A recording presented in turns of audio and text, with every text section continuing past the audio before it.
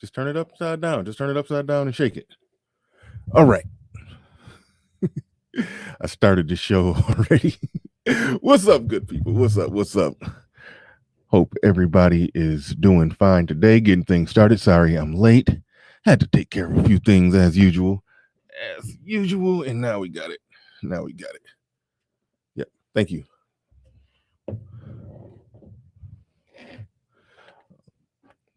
All right. Let's get this thing going. I didn't mean to start off that sloppy, but let's get this thing going. The whole subject of super straight. I just sent the email to David Monroe, by the way. Somebody said hashtag super straight in the comment section. I feel you. By definition, I am super straight as well.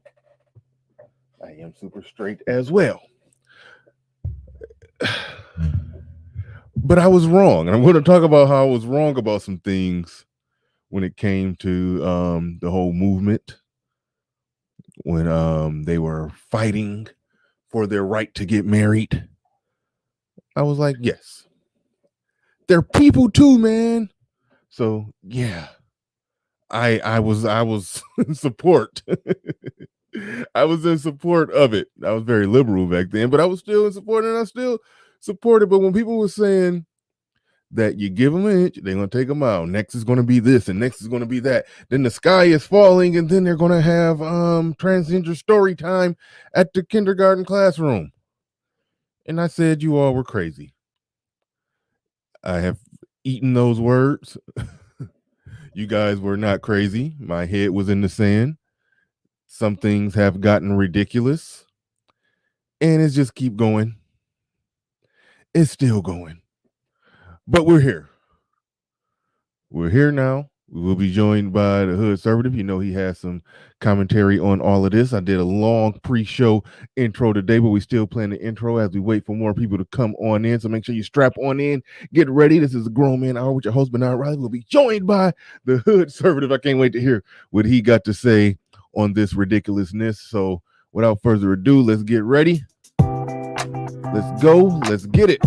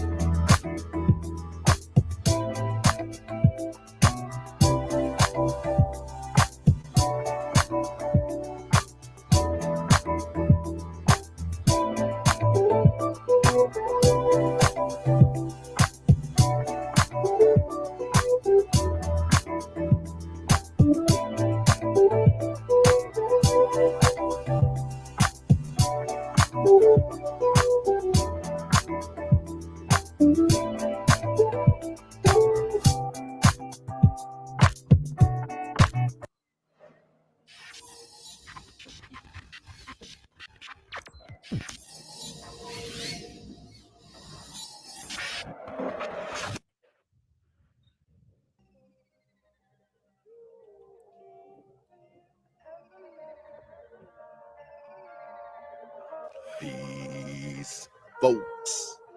This is X from TPOT Media. Open your mind and wake your black ass up. You know what time it is. Hit that damn like button as you make your way in the door. Grab a seat, settle in, get ready. It's the Grown Man Hour with your host, my man, Bernard Riley.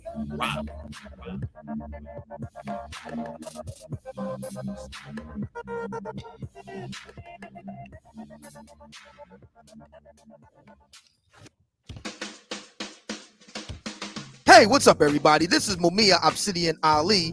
You know who I am. I need no introduction, right? And you're listening to the Grown Man Hour with my man Bernard Riley, heard weekdays right here on YouTube. What do you think about that? How about that? Now let's get back on with the show. Thank you.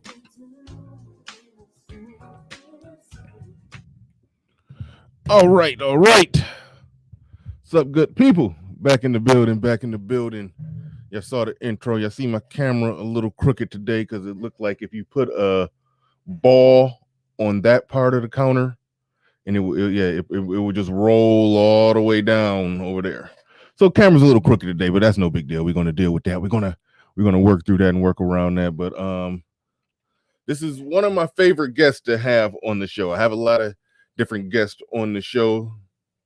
The Hoodservative is definitely one of my favorite. We're gonna try not to get my channel blocked or banned today. We're gonna try. But I do think we need to talk about this thing. So without further ado, we got the Hoodservative in the building. What's going on? Unmute yourself. I don't know if you know that you're muted. Hello, mic check. I can't hear you if you're talking. Can y'all hear him? Let me see. Yeah, for some reason I can't hear you, and I don't know.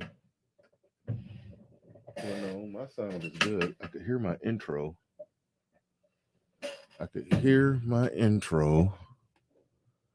Which means I definitely. He said be right back. Okay. He did leave me a message saying he'll be right back. Okay, perfect. That way I can just talk to y'all real quick. Shout out to those that, okay, and he just dropped off completely. Okay, no big deal. He'll be back. Native Arraign says, damn. Shout out to you. Canis Lupus in the building. Salute to you. In my own lane said, I'm glad you going to talk about this, Bernard, because this stuff is getting out of hand. I absolutely agree. Yeah, I knew you had a typo in there somewhere. He says, this is sad. The Mac the Trucker. Shout out to the Mac the Trucker, by the way. Says, this is sad. Men have to come up with terms just to prove they like the natural order of things. I really don't know if straight people came up with this term. I think the LGBTQRSTUV came up with this term, and straight people have more or less just accepted it. I could be wrong on that. But yeah, I'm not convinced that straight people came up with it. I think straight people have accepted it. Because I think the correct position for a straight person to take is just no, I'm straight. The straight man who is okay with a trans woman, which is technically biologically a man who had some alterations. I'm not in the business of calling that straight. Can't wait to get into this with the Hoodservative, but that's something else. Even if she has breasts now, even if she snipped the wiener off, okay, and has a refurbished vagina, okay, it has a vagina. You can say they have a vagina and breast, and in their mind they're a woman. Okay. But everything else on that human being is man. Those are man hands. Those are man knuckles. That's a man's forearm. Those are man shoulders. Those are man elbows and kneecaps. Those are man feet. I don't care what they alter. All the other stuff on that person, on that human being, is completely a man. So no. Like, we even had the conversation here when we was talking about tall women and how I like tall women, and you got to make some sacrifices sometimes when you're dealing with tall women, because even if you 6 feet tall, I'm 6'1". If you mess with a 5'11" woman and y'all do like this, you might only have her by a little bit. Her hands might be just as big as yours. I got normal size. My hands are not big for a 6'1" guy. I mean, I think I have just average size hands for a guy my height. I can palm a basketball, but I only can palm it like that. I can't palm it like that. I'm not one of those, Michael Jordan and Dr. J. They used to get away with traveling because they could palm it from the dribble. They could literally dribble the ball and bounce it up into palming it like that, and then take off running with it, get ready to take flight, and then realize they didn't like what they saw because the defense rotated over, then put it back down for another dribble, then take off running with it again, dribble, running. So they were cheating out there because their hands were so big. They could dribble it and pick it up and palm it from a dribble. That's like real hard to do. You got Kawhi Leonard hands, you doing that. Like that's hard. That's really, really hard to do. I could never palm a ball like that. So I got normal size man hands. I could palm it like that, but not like this. I got normal size man hands. So even when dealing with tall women, my shoe size is a size 12, so my feet are, relatively big. Well, I guess that's size 12 might be normal for a 6'1" man. But the moral of the story is this: even when I'm dealing with tall women, which I do really like tall women, I might look at my foot next to her foot and be like, her foot is kind of is her foot is kind of, in the ballpark. Her hands is kind of, when you mess with a little 5'2" woman, you could do you and her line up like this. You got her by like that much. You can like almost wrap your whole hand. When y'all hold hands, it's like this little bitty hand sitting inside your hand. When you got a 5'10", 5'11" woman, even 5'9", y'all walking holding hands. It's like she in there. She in there. Like y'all like you feel like you just like you locked in with a dude. So even with women, with tall women, we run into those little, I don't know, man. This is kind of weird. Our hands are close in size. Even dealing with tall women. So just imagine a goddamn dude masquerading or presenting as a woman, showing up with still got Kawhi Leonard hands. I don't care if he got breasts in a vagina. Them some Kawhi Leonard hands. No. They gotta quit call. We can't go with that and say, we shouldn't bend to their terms. We shouldn't let that be called straight. It's not. It's not. They trying to call it straight. I ain't going. But without further ado, we got the Hoodservative. I think you're ready right now. What's going on, man? Hey, what's good? Is my sound back now? Yeah, you sound good. Man. I know. Set my settings. Sorry about that. Yeah, no problem, man. Let's go. You did a stream on the super straight thing. I didn't get all the way into it. I listened to some of it, but I was like, all right, I heard enough. I gotta bring them on. The little part I heard, I think in the thumbnail, or you said you're coming out as a super straight. Yeah, it was a coming out story, man. It was really emotional. It was like a heartfelt stream. I barely cracked any jokes that night. I damn near shed a tear because, like, people don't understand the straight community, the super straight community is under intense oppression. Like, if you were to look at all the hate, all the death threats that are coming at people who came out and identify as super straight, it's like, yo, we need federal protection. I think we need to be treated as like a minority group. Just like all the other rainbow communities out there, we should be protected. I think straight people need rights. Let me ask you this question. And you may or may not know this. Who came up with this term super straight? Was it the LGBTQ or was it straight people?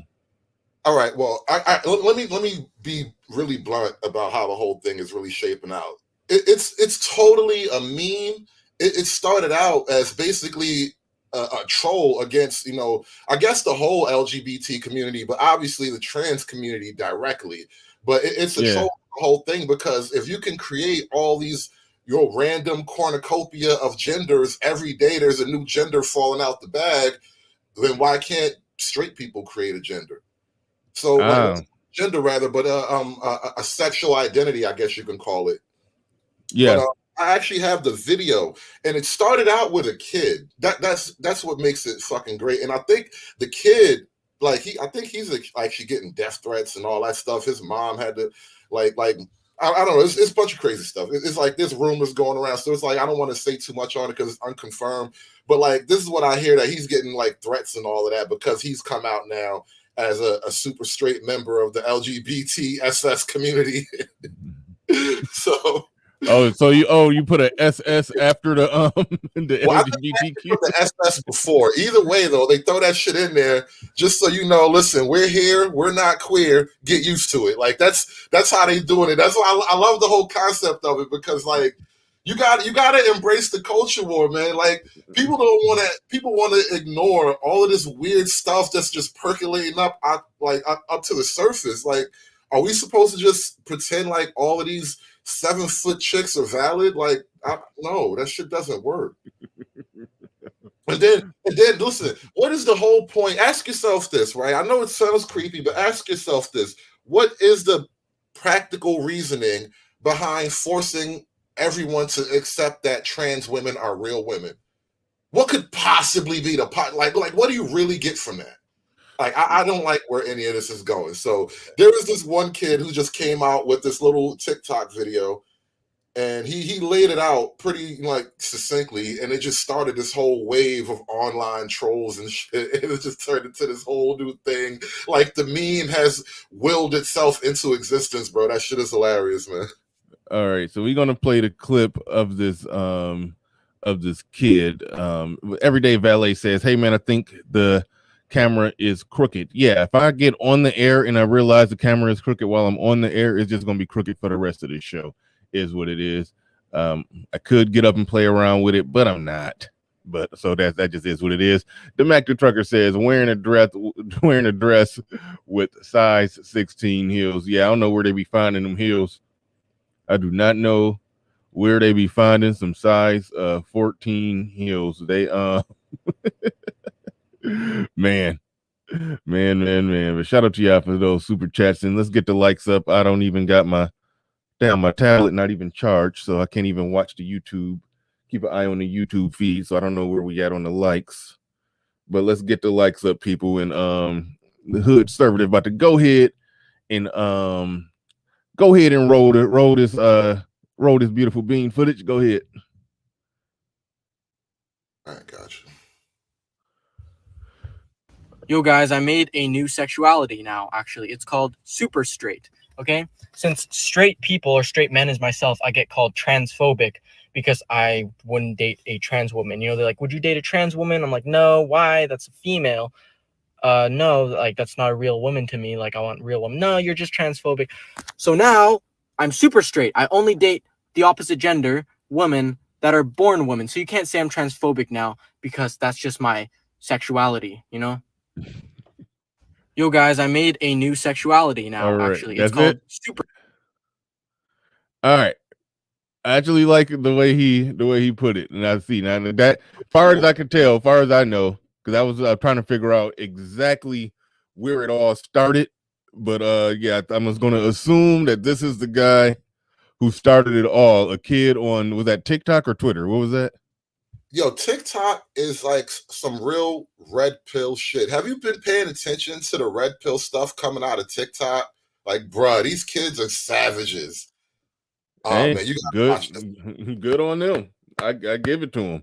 I give it to him. It's like it's funny because my son is at ground zero. You know, he's a senior in high school. And the only reason I'm even doing content on Super Straight is because he came out and not came out, but he came up to me. He told me about Super Straight. He told me what it is, and I was like, "What in the hell?" He was straight. What'd you say? So I say that's gonna be the future. You know, your son comes out to you is like, "Nah, Dad, I'm super straight. I am totally with the girl shit." but no, he legitimately came to me and said, you know, and he wasn't coming out to me like, "Dad, I have something to tell you." Oh, I'm glad you pulling. It looked like you was pulling something up the chart. Well, yeah, I was actually just skimming through the Oh no, I'm about to. I'll pull up the hold on.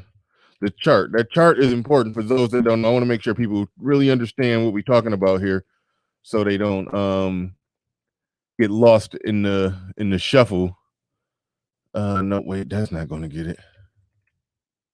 And then the funny thing is, because they're trying to be like a little bit inclusive with the troll. I actually have the chart if you want it, but no, I they were got it. a little bit inclusive with the troll.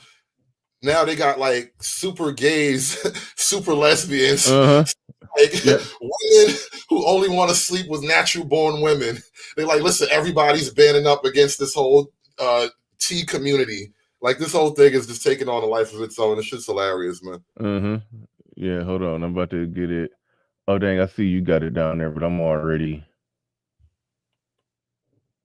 there. All right.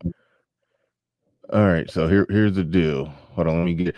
DJ said he said the trucker in the building. Shout out to all the truckers. Manifest creating truckers left and right. Kevin Samuels is killing TikTok. Are you serious? Like Kevin Samuels is on TikTok? Yeah, he's all over the place, bro. And then that's what I'm telling you. TikTok is like, for some reason, it's the place for the younger generation. I don't know, the Xers, the whatever you call them, but the younger kids now are just coming out with this shit, and they're going ham. They're doing what the YouTube Red Pill community did like 5 years ago. It's starting all over again with a whole new generation. It's like the sequel, bro.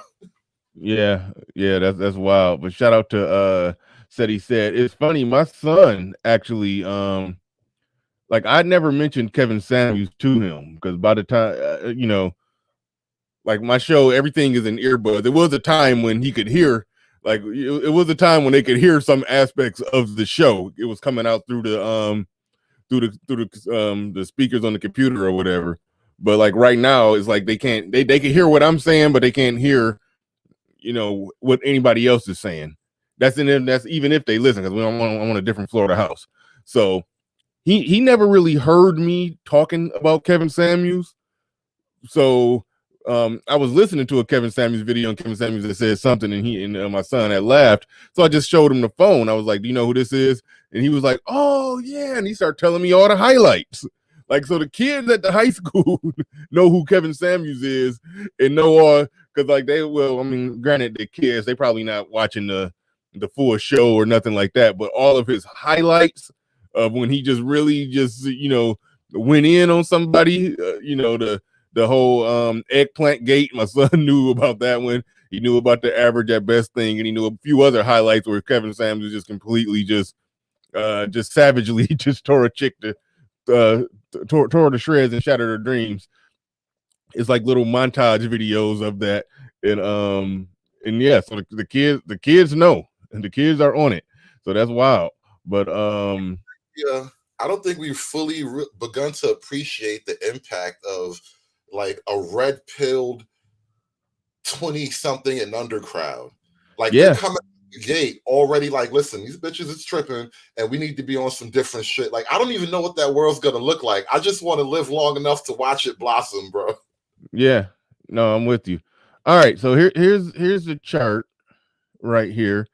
So y'all can see that based off what they're saying, if you got a man here, oh shit, damn it. Okay, man here, this is a straight man. If this man likes a straight woman, hopefully I can see everything, and he also and he's also willing to be with a trans woman, that's a man who turned into a woman. They're saying that is still straight. And same thing the other way, this straight woman, if she prefers to be with if she likes a straight man, and she also is okay with being with a woman who turned into a man, a trans man. They're saying that is straight. They're saying that is straight. All right. A gay man. That's where we are in 2021. Gay is the new straight. So the straight people had to move even further away. Yeah. Oh, good. I got that closer up. All right. So even a gay guy who wants to be with another guy, and he also will accept a woman who turned into a man because now she's a man now. Okay, so they just saying that's just normal gay. Okay, I think we can agree with that one. If you gay, like to be with a guy and you be with a woman that's presenting as a guy, gay. Same thing with a woman, likes a regular woman, likes a woman, a man who transformed into a woman. That's what they're saying is gay now. Okay, fine, we can agree with that. This is super straight. You are a man, born a man, have all intentions on remaining a man, and will only be with a woman who was born a woman, is still a woman, and has all intentions on remaining a woman. Super straight, but per the definition is a woman who would be with the only be with a man who was born a man and has all intentions on being a man. Super straight. Now, this was the funniest one with me. Super gay or super lesbian. That's if you, that one killed me right there when I made it to that one. Super gay or super lesbian. Cause I just see him with a cape on. I'm super gay. It's like, but anyway. Somebody who was fucking super gay. Like in your travels in life, you've never looked like that motherfucker is super gay. Like, yeah. It almost makes sense. Like, you know. It has. As I'm saying, we aren't inventing nothing new. We just describing nature. But yeah, super gay is that you will only be with a man who was born a man. I mean, super gay means you're a man who will only be with a man who was born a man and has all intentions on staying a man. And super lesbian is a woman who will only be with a woman who was born a woman and has all intentions on being a woman.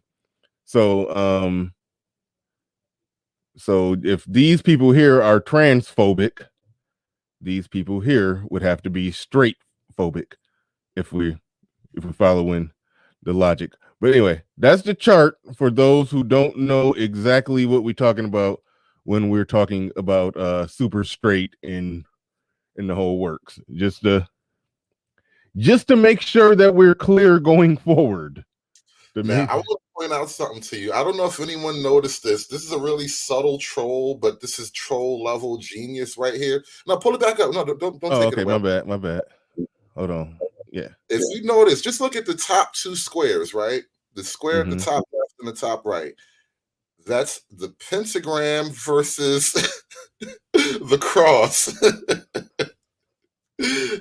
Yeah, bro. Slowly ease you into the reality of things here. Oh, wow. That is yeah. I don't think they did it on purpose. Oh, yeah, listen, you can get with this or you can get with that. I'm not even a religious type, but you know, I do lean towards more of the cross people, you know what I'm saying? That's funny stuff. That's funny stuff. Like, bro, the memes they come out with this shit are amazing. Like, I got to see if I can pull up in my records in my phone somewhere and email it to you, because they got a couple of crazy memes. Like, the super straights are protecting the real women out there. This whole thing is crazy as shit, bro. It's like, it's just like fun, but the fun of it is that why do the LGBT community hate it so much? And he realized, well, damn, do you hate regular people? Is this like a hate culture I got going over there? Like, nobody's bothering, nobody hates y'all like that. It seems like y'all hate the rest of the world as much as y'all claim everybody hates gay people. Like, I don't know what the hell is going on with you people. Man, like I said in the intro early on, I was simply saying that if they were just fighting for just acknowledgement, acceptance, we're people too, and we're here and we ain't going nowhere, and it is what it is. That baseline, American freedom, life, liberty, pursuit of happiness, I can go with that. I can absolutely positively go with that. This junk is just is getting ridiculous, where if people are actually saying and pushing for the notion that no, this man who turned into a woman is a woman, and something is phobic about you if you're not willing to get on board with this woman. What did you think about what I said earlier when this was when you were having audio issues? I just rambled for a little bit. The whole notion that should be looked at as just a normal woman, and some normal straight dude is supposed to view that as a normal woman, as if she still got, even if she got a breast, even if she did the snip and got her penis cut off. All right, and now she has a vagina now. Those are still man hands and man knuckles and man forearm and man elbow and man shoulders, kneecaps, feet. Everything on that is man. And so they should understand that they are, yes, accept you as a human being. You're a human, but you're in a subset category. It's like, how do they not understand that or pretend to not understand that? That's the part that I just can't wrap my head around. And that's why I consider it like a form of psychological attack for real, because you are trying to force me to accept a reality that is in contrast to everything that I consider reality. It's like you're turning my world upside down. And normally speaking, when you turn a person's world upside down mentally, the end result of that is some kind of, craziness. So it's like you're trying to make me crazy. Because you crazy, you want to make me crazy along with you so you can feel comfortable in your crazy. And I can't get with that shit. And I got a clip pulled up because this is a famous couple years ago, Ben Shapiro versus Zoe Tur. Now, this kind of encapsulates the entire answer to your question, by the way. I pulled it up for that reason. Hold on. Well, Mr. Shane Vitches, shout out for that super chat. He said super straight would be a 0 on the Kinsey scale. Thank you for the super chat. Appreciate that. And yeah, Mr. Albert, you get Kawhi Leonard hands all damn day, man. I think Kinsey was kind of a weirdo too. Let's not take too much of his words about sexuality. Look into the real life of Kinsey, not just the words he wrote in books. He's kind of a creepy dude. And then shout out to Zero too. Zero's been on this for a little while, and it's like his memes are starting to come to life in the real world. Because even before Zero was sort of playing around with the idea that guys are just gonna have to bend the knee and whatever and come out as gay and shit to get the rights. Years ago, it was a red pill creator called Turf Flinging Monkey, and he's still on YouTube, but he doesn't really put his content here. And he said a very similar thing. He was saying that from now on, he identifies as a masculine presenting transgendered lesbian, which basically means he's still a man. He doesn't have to get surgery. He's masculine presenting, so he can still dress and look and behave like a dude. But all I need to do is claim that I identify as a lesbian now, and boom, I'm in the club, and you can't fuck with me. And if I take this to work, I can sue you now for discrimination. So like it was this whole weird mind trap he came up with. Well, Zero trolled me for like an hour on that topic, which you just laid out right there, and he got us called. They were calling us the educated flames. So, I want to go back down that route and start you got to fight the crazy with crazy. That's where we are. I didn't make these rules, bro. I'm just watching the crazy people take over, and I'm learning how to adapt. Yeah. Okay. This thing with Ben Shapiro, look, you're going to see why this is all right, let's go ahead and roll it. You have to bifurcate it. Did she deserve the honor? Probably not. Is she brave? Of course she's brave. All those years invested as this sports legend to come out transgender.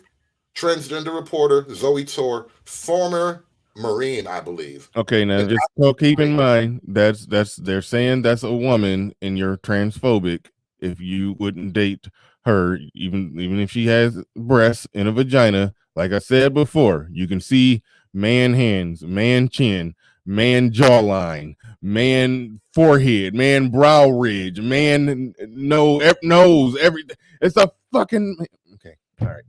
Michael Bolton, what the fuck? Is horribly difficult. It is the most difficult thing you can do. I've been overseas. I've flown helicopter missions, surveillance missions. I've been shot, stabbed. Being brave is being yourself, and being transgender is about the bravest thing you can do. Did she deserve the award? Yes. Why are we mainstreaming delusion? It's not delusion. Why would you call it delusion? Because Bruce Caitlyn Jenner, I'll call him Caitlyn Jenner. No, because it's that's her. You're not being polite to the pronouns. Because disrespectful. Okay, forget about the disrespect. Facts don't care about your feelings. It turns out that every chromosome, every cell in Caitlyn Jenner's body is male, with the exception of some of his sperm cells. It turns out that his brain structure is male. Wait, It turns out that he still has all of his male appendages. How he feels on the inside is irrelevant to the question of his biological sex. I don't agree with that. I'm not on that train. I'm not on that train. She wants to be called she. Why I gotta be the liberal black dude? Always on TV with this shit is the liberal black dude talking about, y'all remember when what was that one dude, the professor, and he said I think some men can have babies. Like, there's a reason why they only let those dudes on TV. I'm gonna call her she. I just have a problem with the message and the messenger. So let's I'm going to do two things. I want to reiterate what Zoe said, which is the bifurcation of the courage to come forward after a lifetime as a male and a certain kind of a male versus did she deserve this award?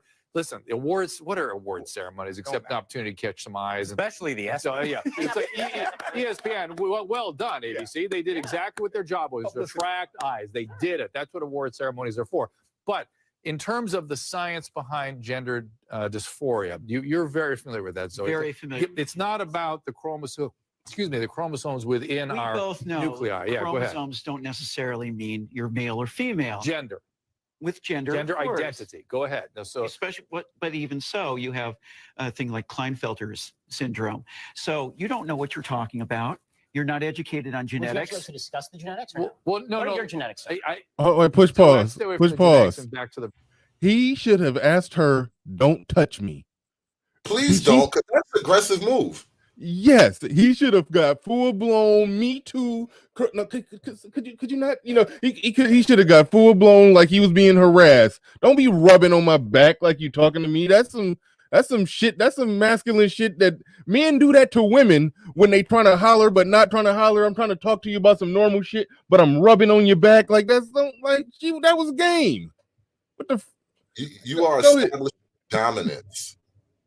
Yeah. Like, game out the window. That is literally what you're doing in this scenario. You are trying to establish dominance over me in this situation. Yes. That's what hand gesture is about. Yes. But it's gonna get worse. It's gonna get worse. You see the title of this clip, right? It's gonna get worse. The brain I can't scans. see. Okay, You go ahead. cut that now, or you'll go home in an ambulance. Yeah, that seems mildly inappropriate for a political discussion. No, I know. Well, Yeah. but wait, to be fair, but But that's where we are with this whole movement. Let's take it back a few seconds just so you get the idea. Okay, at first I thought the touch was she was like rubbing his back. Then it turned into full blown grabbing the back of his neck. That just went real What are left. your genetics? Watch. So I'd stay away from the genetics and back to the brain scans. You cut that out now, or you'll go home in an ambulance. Yeah, that seems mildly inappropriate for a political discussion. no, I know. Well, Yeah. but wait, to be fair, but to be fair, you're actually being Hey, guys. rude. You're and that- horrible. and that's not fair. I'm This sorry, it's not nigga. rude to say that someone who's biologically called a me a male sir. is a male. You just Someone called who's me sir. biologically male is a male. I am a ma'am. It is ma'am. Remember that motherfucker that went crazy in the GameStop that one time? So you're talking to a ma'am. But even oh, go ahead. I was gonna say, notice how everyone on the panel defended the transgender person against Ben Shapiro after you just threatened to break him and put him in an ambulance. That's what I was just about to say. I was like, even the black dude on there, his words that he said was just so offensive. His words, our feelings are being hurt over those words. She literally leaned in and grabbed him and made it like that's not a light idle threat. Like if she was sitting on the other side of the room and just said it, and they got me. And I called him a she. They got me. They winning. Bro, All right. This is what I'm saying. Shit. They got me. I'm floating backwards into the sunken place. They got me. They got me. But yeah. But when he, she, it, they, whatever, grabbed him by the back of the neck like that's not. He would have been well justified to literally punch him punch her in her man chin. Like seriously, he would have been justified.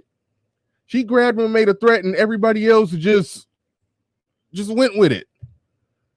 That was okay. Here's the question I have, right? Here's the question I have. Let's suppose, it's the alternate university and that little Jewish dude would have beat up that former Marine, right? Would that now be considered violence against women? Would he be charged under a special set of crimes that only men who beat up women get charged with? Curious to think about. I'm genuinely asking this question. Just looking at them, if he kicked his heels off, I'm pretty sure he could beat Ben Shapiro's ass. My money will be on her. So let's just make that very clear. Just looking at them, two biologically born men. Yeah, my money's on the dude in the dress all day if they had to fight all day. But that's what I'm saying though. Even that aside, because I agree with you. But that aside, let's just say, all right. Let's bring it home a little bit. Let's bring it home a little bit. You see the black dude next to him, right? Joe Biden. I did a whole video about this on Biden erases women. He mentioned this twice while he was running for election. Trans women of color are being murdered at a horrible rate, and it must stop. So obviously he must be talking about, men of color, if that's who's doing all the murdering, because I can't imagine white dudes are running around the hood murdering all the trans women of color. But this is what Joe Biden is that's his focus right now, is the trans women of color for some reason. So let's imagine this black man right here got into a scuffle with this trans person right there. Would that be considered violence against women? Would you get like a weird DV charge or something? Yeah, I don't know how they drawing it up, but I mean, per the direction that it's going, that yes, they would probably draw that up as violence against women. And I just want to say that, and by the way, moderators, spam us out with the Hoodservative channel, because I'm probably gonna have to go hang out over there after he get my channel taken down today. But listen, bro, I am officially unmonetizable. So everything I do is unmonetizable. So go ahead and spam out his channel in the chat room. Drop the link nonstop. Yeah. Oh man. But yeah, just and by the way, I just want to say before we roll the rest of the tape that was that it? No, that was it. That was the end of the clip. It was just I'm gonna put you in a hospital, because that clip was like famous for a few years ago. Yeah, no, I somehow never saw that. Even if I somehow never saw that. I didn't even know where it was going. I had a problem with her just with the rubbing on the back, like before she grabbed the back of his neck, but she was just touching him like that and stuff like that. I was like, no, don't. He should have shut it down right there. Don't even touch me. But if black, okay, I want to speak back to something that you said about black trans women being killed at a higher rate. I tend to believe that's because the person in question that killed them found out what they really were after when it was too late. You know what I mean? Or when it was in that moment, or they got a rational explanation, in my opinion. Yeah, they got all the way there to that point, and yeah, the truth came out, in the bedroom, and and then yeah, you got to die. I'm assuming that's what happened. So when you say they're being killed at an alarming rate, they talk about it from the perspective as if people are seeing them, targeting them, and just gunning them down on the streets on sight. I don't believe that's what's happening. I think what's happening is more or less what I described, this thing that y'all are trying to normalize is ultimately putting them in situations where their life is in danger. If you really care about protecting them, you need to be like, no, they basically need to be full blown, open, out of the closet. I'm trans. You need to know this. Just so you know. Now, granted, I do got some words of criticism for the guys who allegedly don't know, that is a man. I do got some criticism for them too. But when you try to normalize it and say, "Oh no, they're all just women, and then they trying to go out clubbing, we're all just women, and then somebody find out the hard way, pun intended, that she's not just a woman. Yeah, that's a low and high level threat of death on the table right there, that somebody's going to die. Actually got a more like succinct way to even, because it's like really touchy, and I get the uncomfortableness with that. But I thought about this one night. I was like, how could you actually explain this issue without being all squeamish about it? And you got to say it like this: I was sexually assaulted by a man in a dress, and I had to defend myself. Yes, you have to play the rape card. You have to play the R word. I don't want to keep saying it on stream, but you have to play the R word. It sounds really weird and creepy, and I would hate to ever be in this position.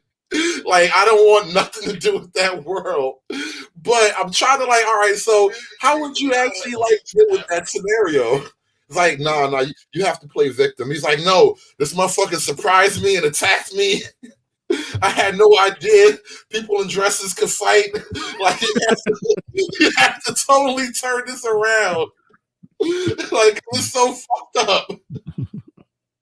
And then to the reality of it, this shit is a little bit sort of like some kind of niggas getting shot by the police shit. Like, there is no wave of transgender murders. Like, there's probably like 17 or 20 for the whole year of 2020 last year. Like, this wave of transgender crime is really kind of just made up. But it seems like every time one happens, it becomes this thing, and then they all get the grandstand and be like, "See those straight men over there? They're trying to kill us." It's like, nah, I think you tried to rape. I think you tried to attack somebody. And things didn't work out in your favor. And now you want to feel bad. Yeah. ERX the first in the building. He says, "Which way is up?" It's that way. All right. Up is down, down is up, left is right, right is left. All right. Mr. Shane Vicious said she would have crushed a little Ben. LOL. I agree. Ben ain't had nothing coming. He would have tried to defend. He should have tried to defend himself to make a point. He really should have. He should have, like, she had her hand on the back of his neck and pulled him forward to threaten him. Like that. Like, I guess being a woman has its perks. I guess it has its perks. You can do shit like that. But damn. Media push is to sort of convince us that the LGBT community is just like this soft and cuddly, friendly, loving group of people. I don't know if it's so true. No, they're not. I'm seeing weird things. Mr. Shane Vicious says, "Why is this dude always obsessed with gays and trans?" What? Dude, I'm journalisming, okay? This is me doing journalist shit. Real journalists don't want to cover stuff that's actually going on in the world. So I have to cover just how crazy the world is getting. Somebody needs to document this shit before we all blow the planet up with all this. We're going to blow up in one giant gay bomb. And we need to record all of this shit before it happens. Mr. Shane Vicious, you dropping bipolar super chats. Like, you talking about she would have crushed little Ben, and you said something else that implies that you agree with everything that's being said here, but then now you're going to turn around and get bipolar on us and start criticizing Hoodservative for talking about this. Like, come on. Like, what kind of weird? That's weird. I need to ask Mr. Shane Vicious, does he believe trans women are real women? Simple. It's a simple question. No shade, bro. No shade at all. I just want to know where your mind stands on that particular issue. That's all. Are trans women real women? Snuggles. There's Bernard. Now that they got you, how did all this happen? Let's go back to your childhood. What prompted this? We are waiting. Get out of here. They don't got me. They don't got me. No, I actually a lot of people are I mean, listen, the pronoun thing in theory, whatever, but it's when I'm looking right at them, it's like that's when it gets difficult. In theory, okay, if somebody says I would like to be called this or referred to as this, now chances are just I'm not trying to just get into a fight with somebody. I'm talking about just a verbal fight. Chances are I might put it like this. In theory, I understand the pronoun thing, but if you're standing right there in front of me and I'm looking at an Adam's apple, I'm looking at a man's brow, ridge, forehead, jawline, nose, and hands, and I might just say he automatic. Just it's innate, it's programmed. But when I say they got me, I mean I gave them like almost like a programmed she without even thinking about it. That's what I meant. Because you know, as an adult functioning in this country, you know that there are consequences for not calling that person a she. We all understand that there are consequences. And look, even Mr. Shane Vicious, he answers now. He's like, not really. What does not really mean? Are they kind of women? Are they women on Sunday nights after 6 p.m.? Like when are they really women? I'm wondering, would you kind of really not? I mean, would you really kind of, or not really have sex with one of them? See, this is why dudes had to come out straight, because motherfuckers be comfortable. I mean, that sound like no, I wouldn't have sex with one of them. I mean, I ain't about to go there. I was reminded of that scene in I think that was the first Scary Movie when somebody was like, "Me and Sean are gay." He's like, "I'm not gay. No, you sucked my." Like, I mean, it was so. Bro, don't even get me started on that. There was a whole video about some shit like that just popped up. Like, and it was on Twitter. I swear, I pull a lot of this shit off of Twitter because Twitter is like liberal brain trash. Like, I can't believe there's so much fucked up shit in one place. I do whole shows mostly off shit I pull off Twitter. And it was this one thing, some guy who calls himself a professional sex therapist, whatever that really means. He was like, it's totally not gay for another guy to have sex with a guy. I'm like, how in the fuck? But this is where they are with, so-called experts and professionals and intelligent people who supposedly know better than the rest of us. Like now you're just expanding the boundaries and the definitions of everything, so nothing means anything anymore. I don't get this world we're living in. Yeah, they keep saying play the GameStop video. Do you have that? I think I saw that one. I couldn't get it.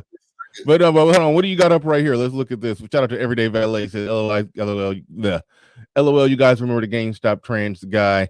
It's ma'am, not sir. It's ma'am. Yeah, I know what you're talking about. And Jessica X is saying play the GameStop video, and Mr. Shane Vitches is saying he sounds like he's had a few encounters with TS.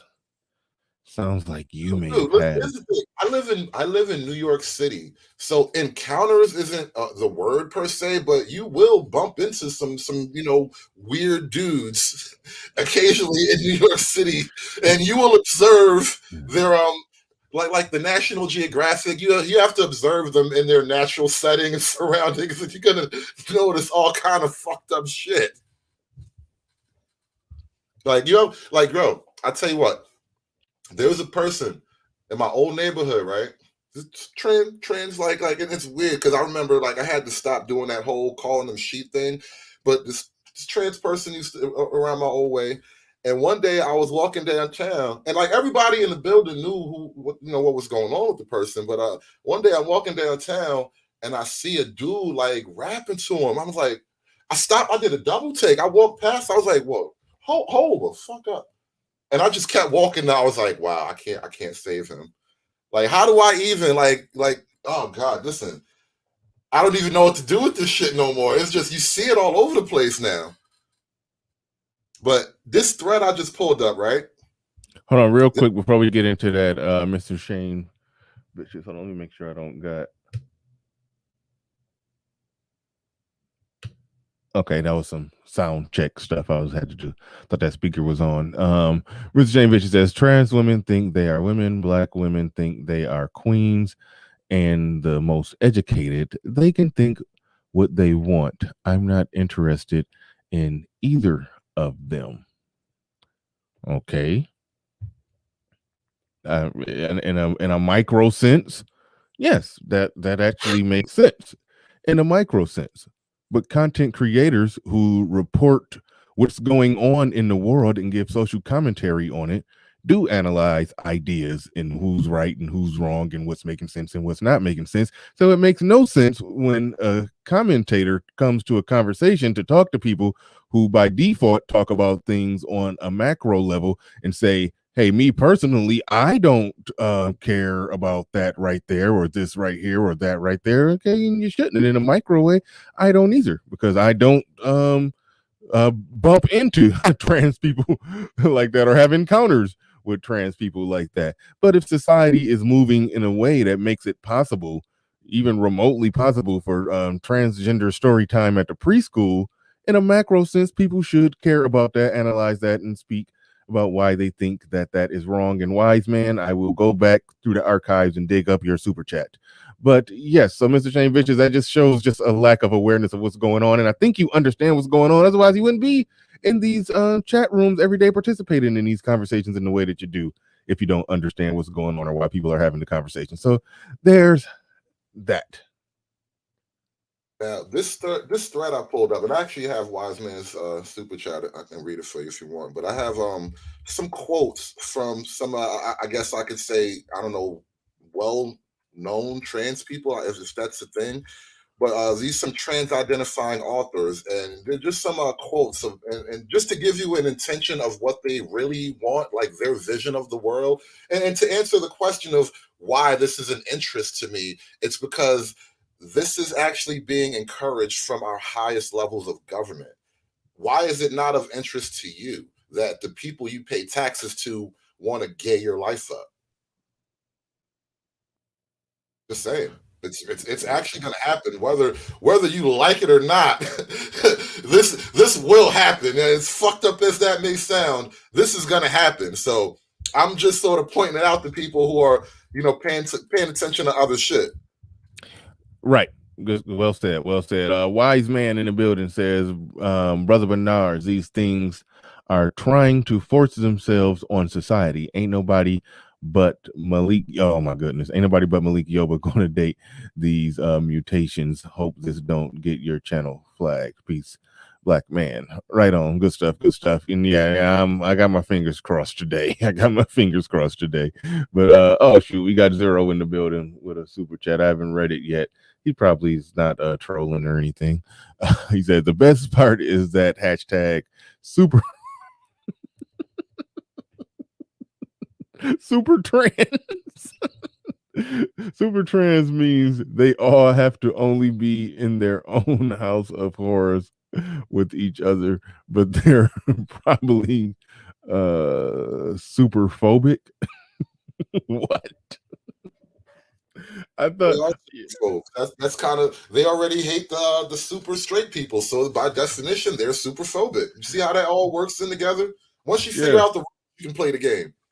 But super trans, I think that would mean a trans person who only date a trans person who's a trans man, a trans woman who started out as a man, became a woman, will only date.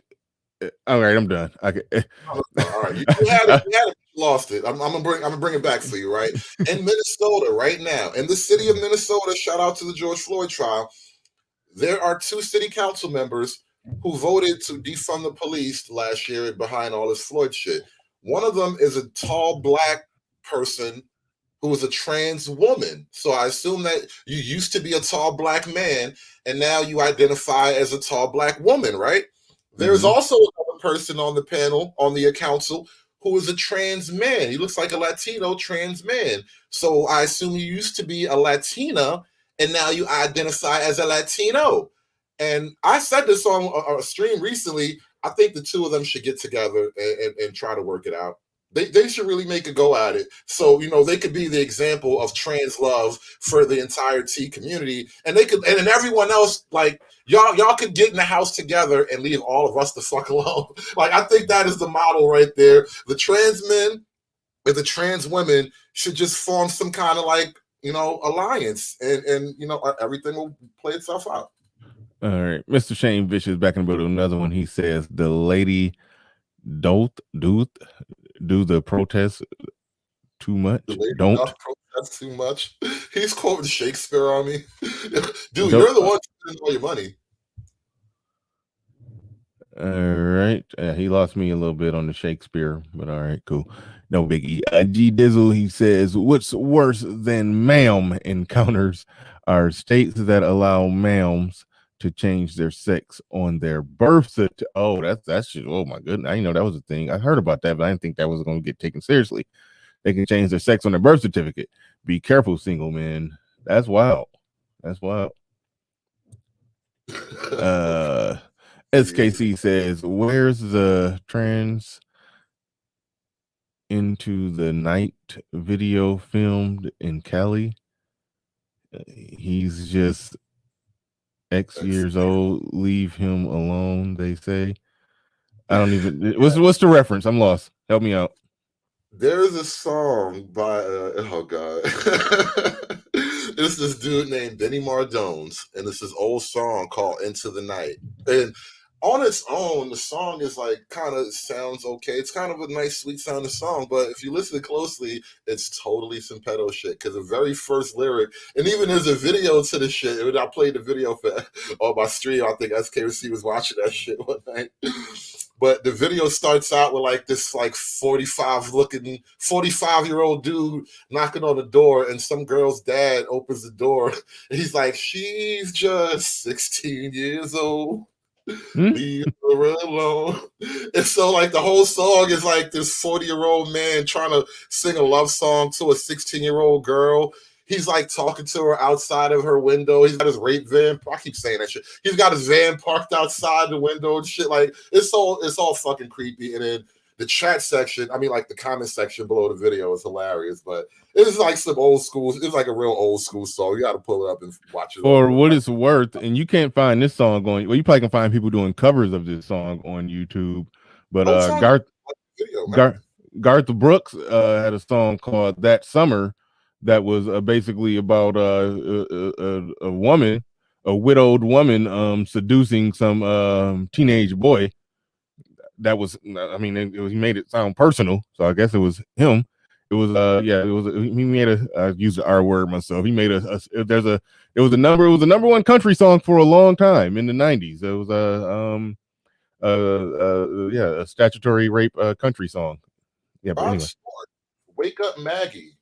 It's about him being a young boy still living at home, and he's getting like, you know, he's found himself entangled with some older woman. Like, yo, old songs from back in the day, they were explaining a lot of stuff back then, but it was James, like, bro, it was a lot of shit going on back in the day that got swept under the rug. I blame Dwayne Wade for all this mess. Shout out to Emma Lane. Thank you for the super chat. Appreciate that. All right, what we got on the screen here? What's going on? This is some of the shocking quotes about from the trans community, and this one right here kind of blew my mind. I can't believe you really think this. Again, I'm trying not to get your stream, you know, punished for this, but autogynephilia describes not an obscure paraphilic affliction, but rather the basic structure of all human sexuality.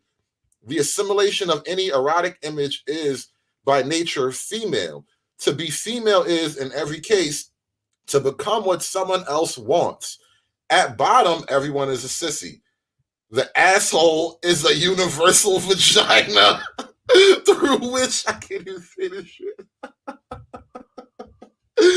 I'm sorry. The asshole is a universal vagina through which femaleness can always be accessed. This is what they really think. Who wrote this? This person on the screen. This is their quote.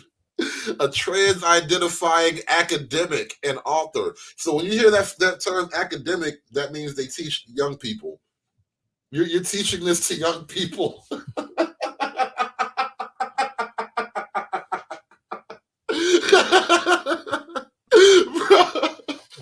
I didn't make this. I was given this world. I didn't make it. All right.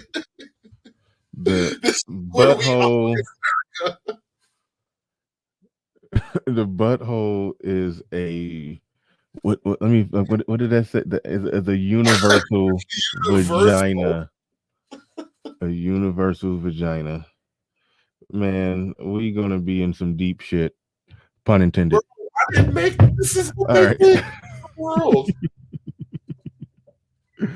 This is the fucking world right now, bro. Look, you remember the first time you ever heard about like weird white folk who just wanted to live up in the mountains and chop trees and hunt deer and fuck society? Like, I totally get those dudes now. Like, I kind of look up to those guys now. I'm starting to think I might want to retire as a mountain man because society is fucked, bro.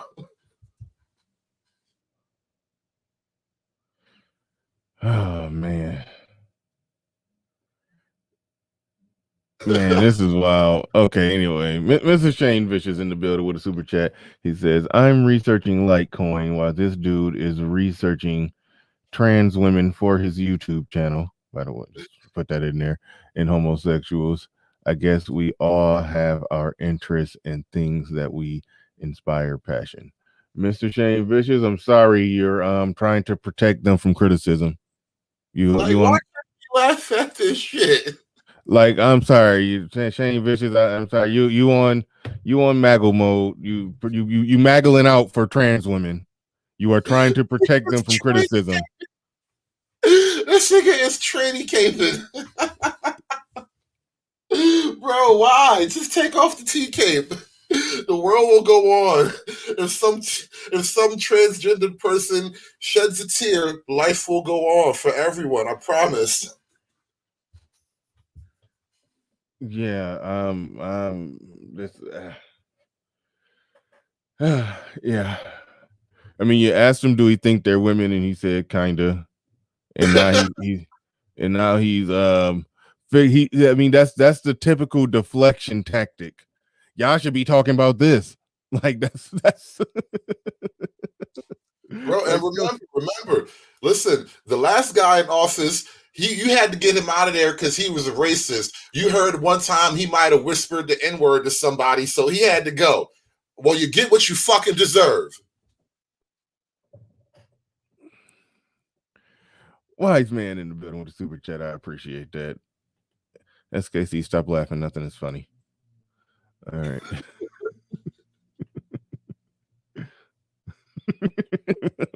Said he's simping for trans. Yes, goddamn. Never heard of such a thing. Niggas is simping for the community. I mean, we be going in talking about the stuff that women do.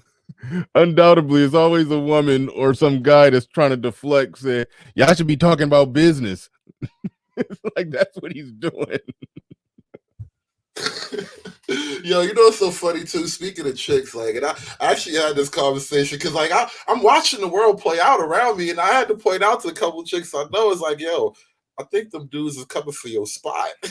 Like, you girls with this whole feminism movement, and then you allowed the LGBT movement, and then you allowed the LGBT movement, and you all sort of wanted to band up together, and now you created this weird Frankenstein monster. And I'm looking at it like, ultimately, like, ladies, you got to think about this. Can you fight off a grown man in a dress? Because I'm fully confident in my abilities. Like, it'll be a fight to the death. If that's how it has to be, then so be it. But I'm fully confident in my abilities. Ladies, I want to ask you, when you walk into the ladies' room after a night of clubbing, and there's some 6-foot dude named Jeremiah with a pink cocktail dress on and an erection, do you feel like you can handle the situation? That's all I want to know.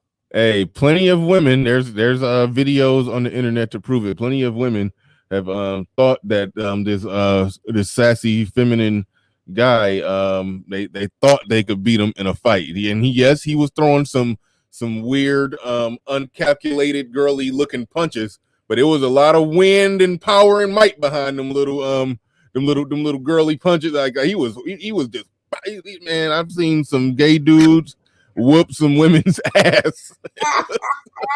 That's some I of the mean, funny shit to watch. they still swing like a girl, but it'd be like, woo! It was some wind behind that. It was some wind behind that gay ass punch. Like, Oh, bro, you know, you just reminded me of the whole transgender athlete thing. Like, have you seen like the transgender MMA fights? Oh, that poor girl. I gotta find that for you. Because it was the interview, not even the fight. The fight was like, you know, anybody. We've all seen somebody get knocked out. The fact that it was a trans athlete was, you know, it made it even worse. But the after fight interview, I was like, bro, somebody got to get a CAT scan for this bitch.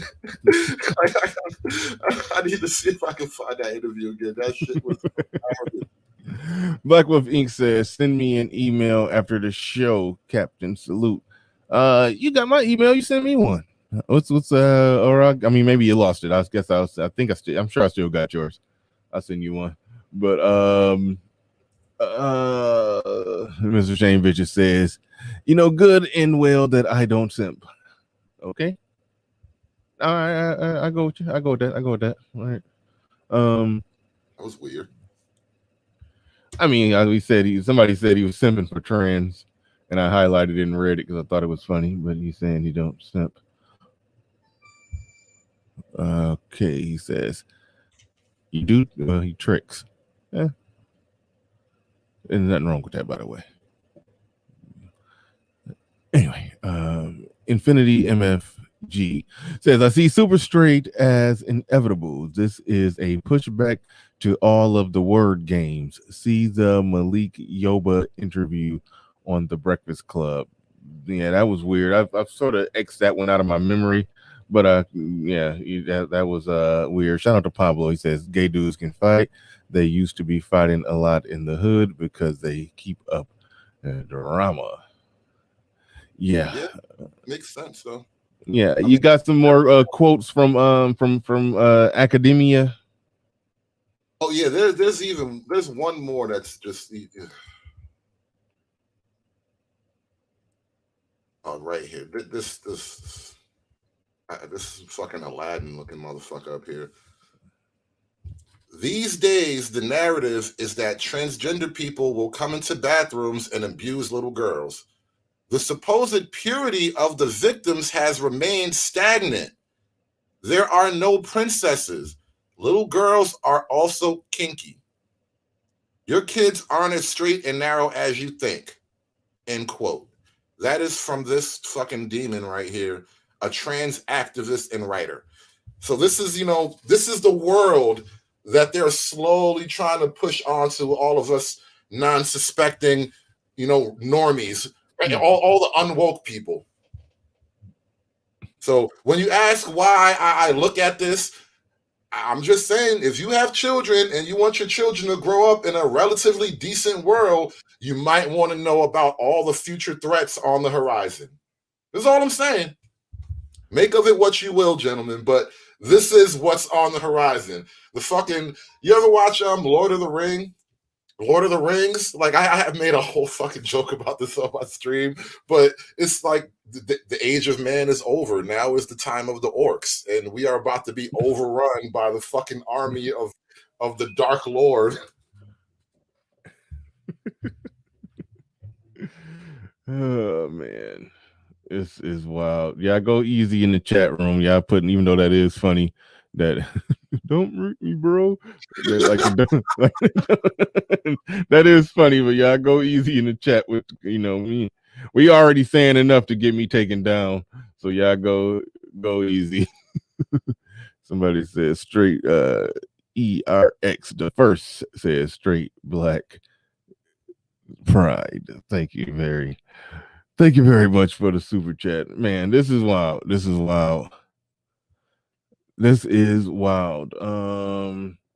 Yeah.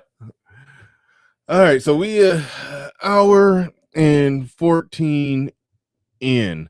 Something I wanted to I meant to send you an email about this. before the show, but now we about to wing it on this one. This is a subplot, but it's related to your conservative view. So it sort of ties in something that we were talking about before, because you say you get what you vote for and whatnot. And hold on. Because I had a conversation going with somebody. It had started with me and Lil Big Nate yesterday. Shout out to him. Did his inaugural address yesterday. He did his first speech. But the guy who me and him talked about yesterday, who was asking some questions about black men in this space going conservative and how Republicans not a party for black men, they don't care about us and blah blah blah blah blah. He made some good points, and me and Lil Big Nate handled it, but we kind of glossed over it. And so yeah, I told him when he emailed me afterwards to try to clarify what he meant, because we kind of just ran. We just went right through what he said, just too fast, and just like dismissed it off the table. And I emailed him after he had emailed me a follow up, and I was like, yeah, looking back at that, we could have handled it a little better. And I to let him know that I have you on tomorrow, so we'll revisit this thing, because one thing that he was pointing out is that George Floyd legislation that Republicans voted down, and it was fairly reasonable stuff in there. But the question more or less is, y'all voted Republican. Why are y'all people? We're their constituents. Why are they voting these things down? And Lil Big Nate, brushed it off the table. If they putting his name on the bill, I'm voting no, because he's a guy who put a gun to a pregnant woman's stomach. So I'm not voting yes on anything that basically has his name on it. But the thing that it was just covering is that the bill covers a number of police reforms, including addressing qualified immunity, building a national database of incidents of police misconduct, and instituting a body camera requirement for all federal officers, and banning the use of chokeholds. The bill also bans the use of federal no-knock warrants in drug cases, the type of warrant involved in the March 2020 police killing of Breonna Taylor. The bill goes to the Senate. It went to the Senate, and only like 2 Republicans voted in favor of it. All the other Republicans voted down on it. That is, to some degree, something that black conservatives do need to look at when Republicans routinely vote against something like that, where everything in there was fairly reasonable. So what's your thoughts on that? And I'm putting you on the spot with that, and I do apologize for that, because I should have let you know in advance that this was on the docket today. Yeah, totally didn't even get a chance to look into it, but it's fine. My bad, man. Yeah, no, it's fine. It's all good. I'm really not a fan of the legislation. I just don't trust it. I don't trust the people pushing it. And as far as, the language, the wording, and what is literally in the legislation, I would have to actually read it more before I could really say it's okay. And I wouldn't be, against it. But here's the thing, though, because they pass these bills with, a clever name. And within the bill, you'll find all kinds of stuff that has nothing to do with anything you thought was important. So I would hesitate to just say the Republicans are all bad just because they voted against the bill. I'm pretty sure there's some things in that bill that are not being discussed that are very, very objectionable. So what you're saying is that more or less, when there's bills like that, there's highlights in it that most people can agree on, but those bills, when they write all that stuff out, sometimes it'd be like 30, 40 pages long, and it'd be a bunch of BS in there that, no, we're not going to give you this, we're not going to bend on this, we're not going to give up this.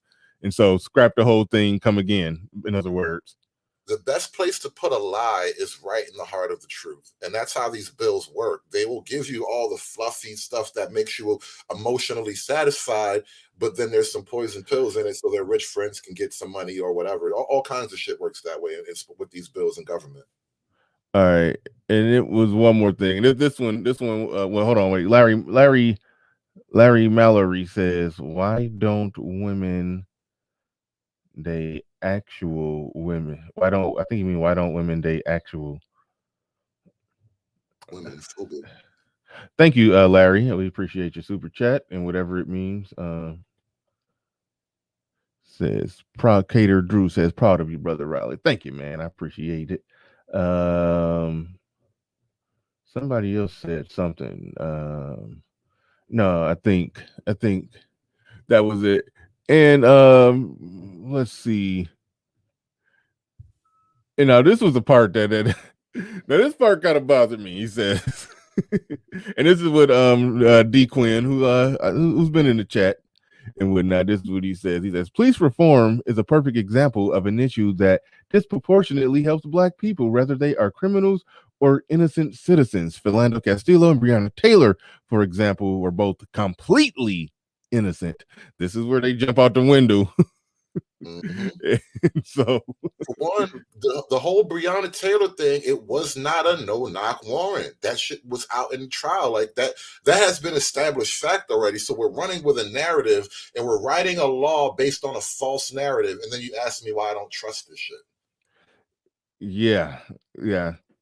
And completely innocent. She was involved with the whole little thing that they had going on, and the police came in and a shot was fired, and they shot at the direction of where the shots came from, and she was standing right there. She wasn't laying in her bed, and yeah, they fight. I mean, so it's so much nuance to that to say completely innocent, because I mean he still looks like he's speaking from the false narrative that she got sleep in her bed, just So it was Philando Castile was probably the worst, something at least among the worst, because that was legit. Like, yeah, you shot him. That was fucked up. Now, the law they're writing right now. What law could you possibly write to stop what happened to Philando Castile? That was such a weird thing. And like you thought he was reaching for a gun, you gunned him down. You were totally wrong. Now you got to be punished for that. But like, what law could stop that? Because there is no law to stop people from just doing fuck. You can never write enough laws to stop somebody just from doing something awful one day. Yeah, and it comes down to whether or not the jury wants to lock up a police officer who says, I honestly believe he was reaching for a gun. And so it is, yeah. I mean, I would have liked to seen him get locked up on that one.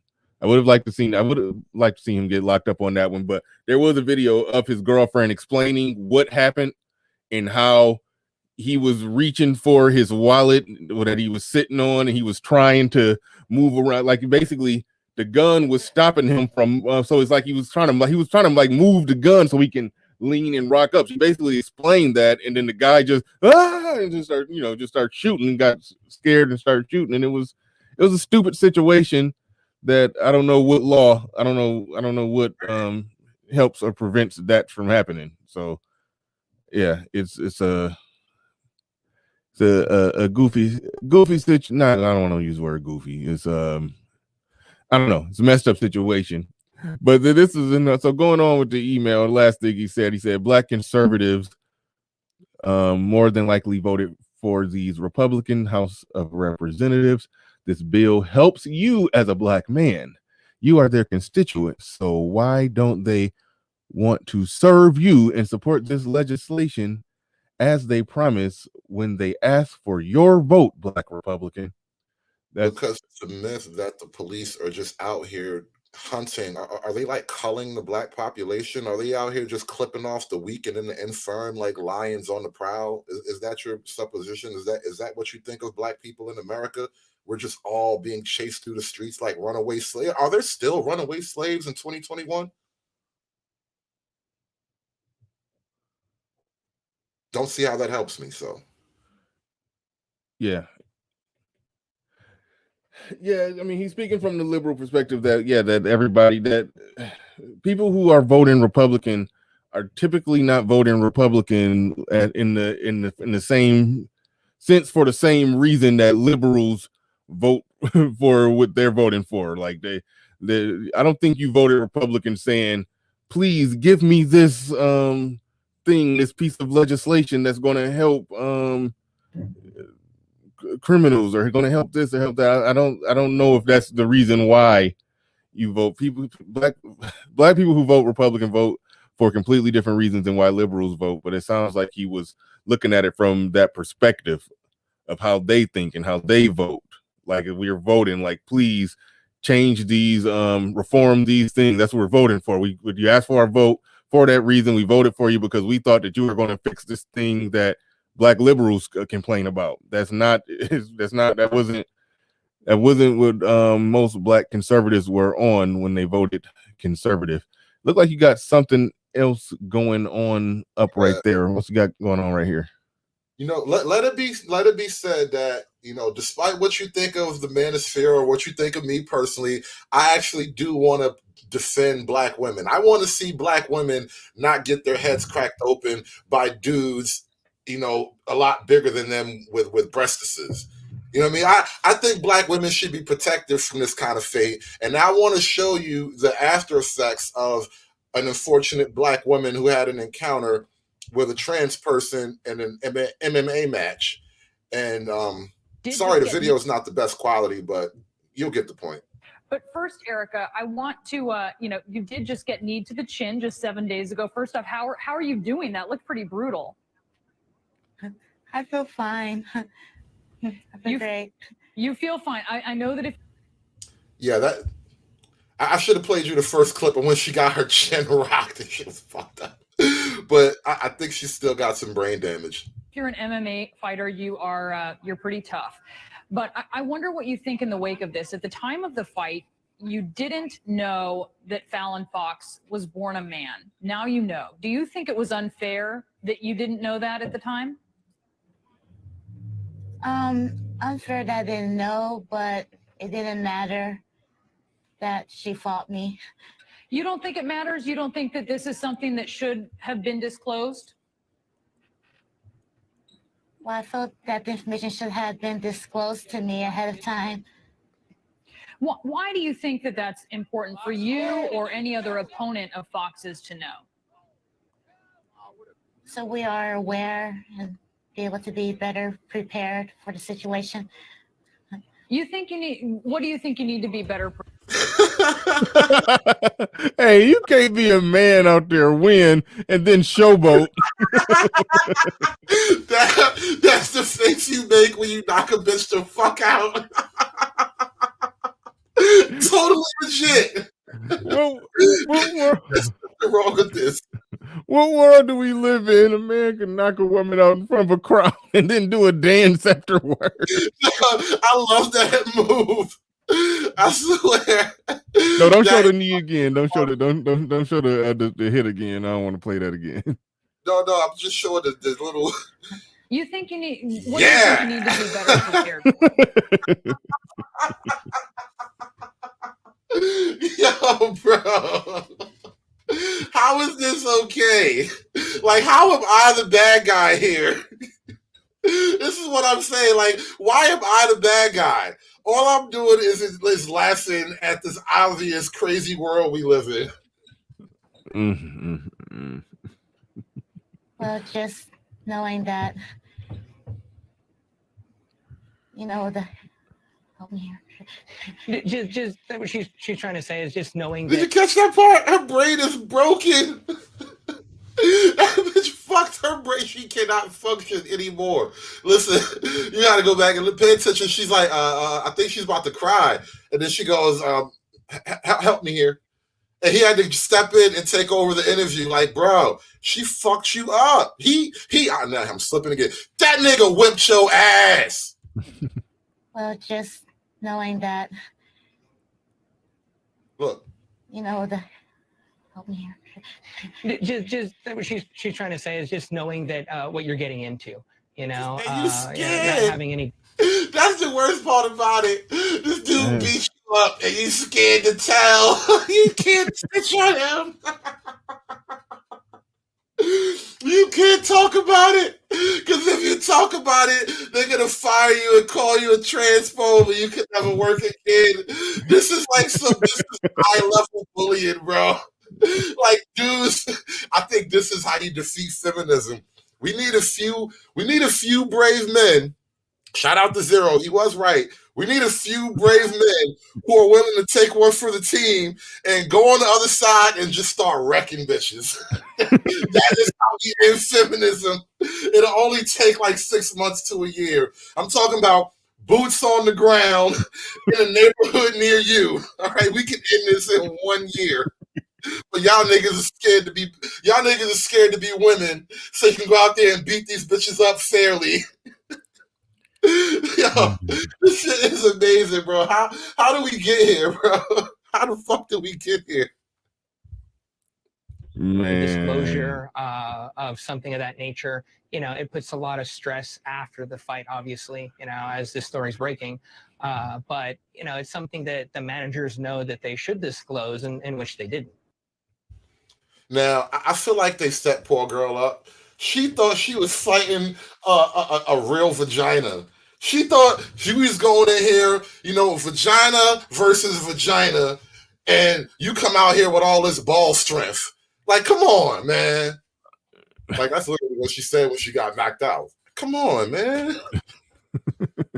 Come on, man. That's a Joe Biden. Come on, man.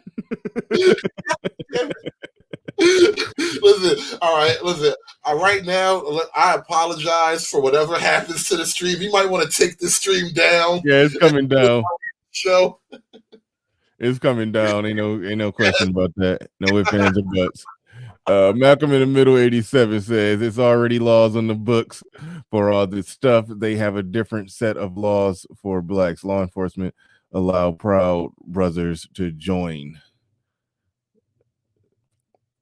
That's what the hell? Or does WTA stand for something else I don't know about? Anyway. Yeah, I don't know what law enforcement allow Proud Brothers to join. What the hell? I'm not sure what he means. But there are a different set of laws for blacks. Oh wow. Now I gotta go back and look up the black codes.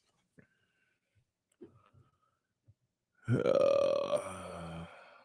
got the other one, the GameStop video, because people were asking for that a few minutes ago. All right, so yeah, might as well go on and play that when we may shut down relatively early today. Let me get this one off the damn air. We are across the Rubicon already, bro. I know. Oh man.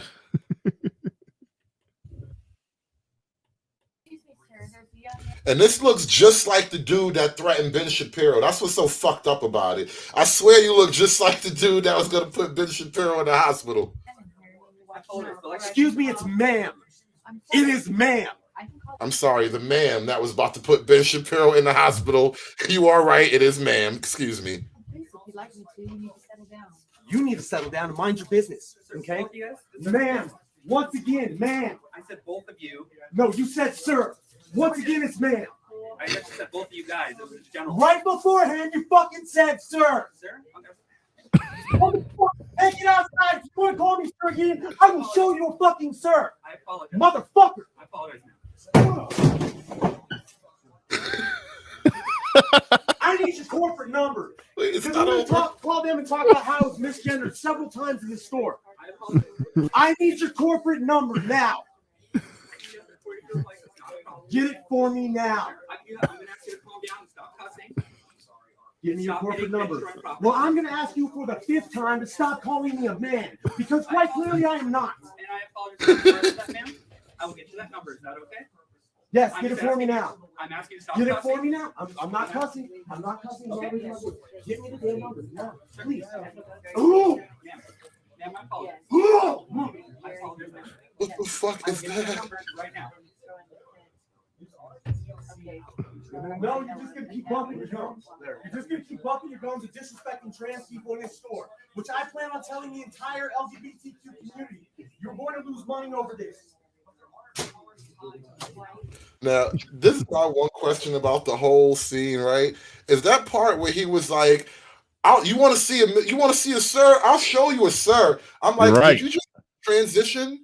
Like right here in front of everybody, can you just transition and detransition at will? Is it like my Transformer toys where you press the button and the car turns into a robot, and you press the button and it turns back into a car again? Like, how the fuck does any of this work?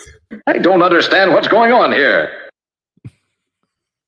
If y'all want some 6'2" Karens with man strength, go ahead and support artists. Because man, a damn a 6'2" Karen with man strength talking about I'll show you a sir. Like, what the fuck? How could you do that? And no, it's funny. It's from the start. There wasn't even a remote attempt to sound not in his man voice. It's like normally there's an attempt to sound not so deep at first. No, he started out in full deep voice.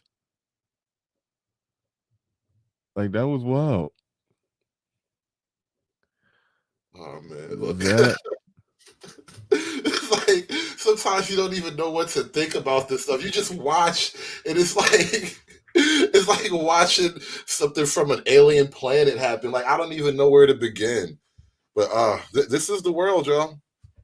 This is, and look. Here's another thing I come to realize too, right? And this is also why I don't mind having little spats with the progressives and the leftists and the commie niggas and all that shit, because in their quest, and this is pretty much the entirety of the left in politics, right? In their quest to make a more perfect world, a house for every head, food in every belly, in their quest to make us all equal. What they won't tell you is that you have to, and Black America is being inducted into it primarily. Like we're going to be the first, and this is why it's it's even more personal, because like dude, you fucking with this is my neighborhood, this is my people, but they didn't tell us that we had to be inducted into the global homo agenda in order to save the world, because this is fully a part of their plan. Like this is why you can't get pushback from Black people on the left, or any Black politician really at all. I don't see any Black politician. Like, how is it that we have guys who marched across the bridge at Selma who are 100% on board with this shit? Like, when you and Dr. King were marching across the bridge at Selma, did you ever discuss the future of trans rights in the Black community? Because that's where we are now. You fuckers are still alive. It ain't like you died off and somebody else took the place. Like, no, you're still here. You from back then, you're here now. And you watching all of this shit go down, and you motherfuckers have said and done nothing. It's amazing. Black politics, y'all. Well, I have heard some of them say that, given the history of what we went through, we can't participate in the process of excluding other individuals who have their fight. That's their argument. Oh, so nuclear families, patriarchal families only belong to the white man. Gay shit is totally brown people shit. Gotcha. That's what that really means. It means that brown people were born to be gay. Well, the white man, he gets to be patriarchal and all that stuff. Wow. Okay. If that's how you niggas want to have it, so be it. But you guys are on your own. Right. Man.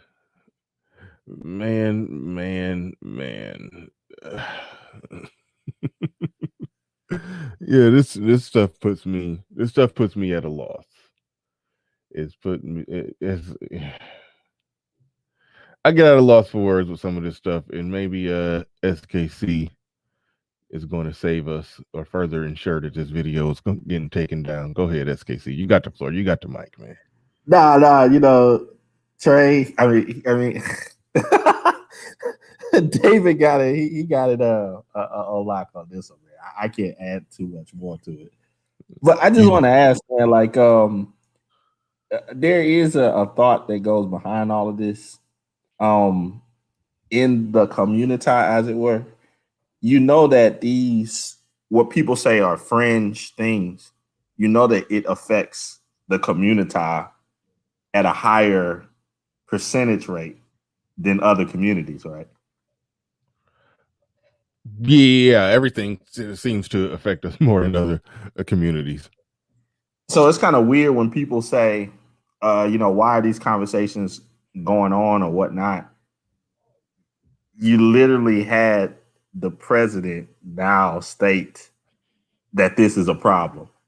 So for black people. So I mean, are people supposed to just shut up about it and just act like it doesn't exist? Like, think about what that means. Out of all the subsets of the black community, right? Joe Biden picked them to care about the most. Mm-hmm. Fucking mind-blowing shit. Like, why, Joe? Like, Joe, are you trying to tell me what was your childhood like, Joe?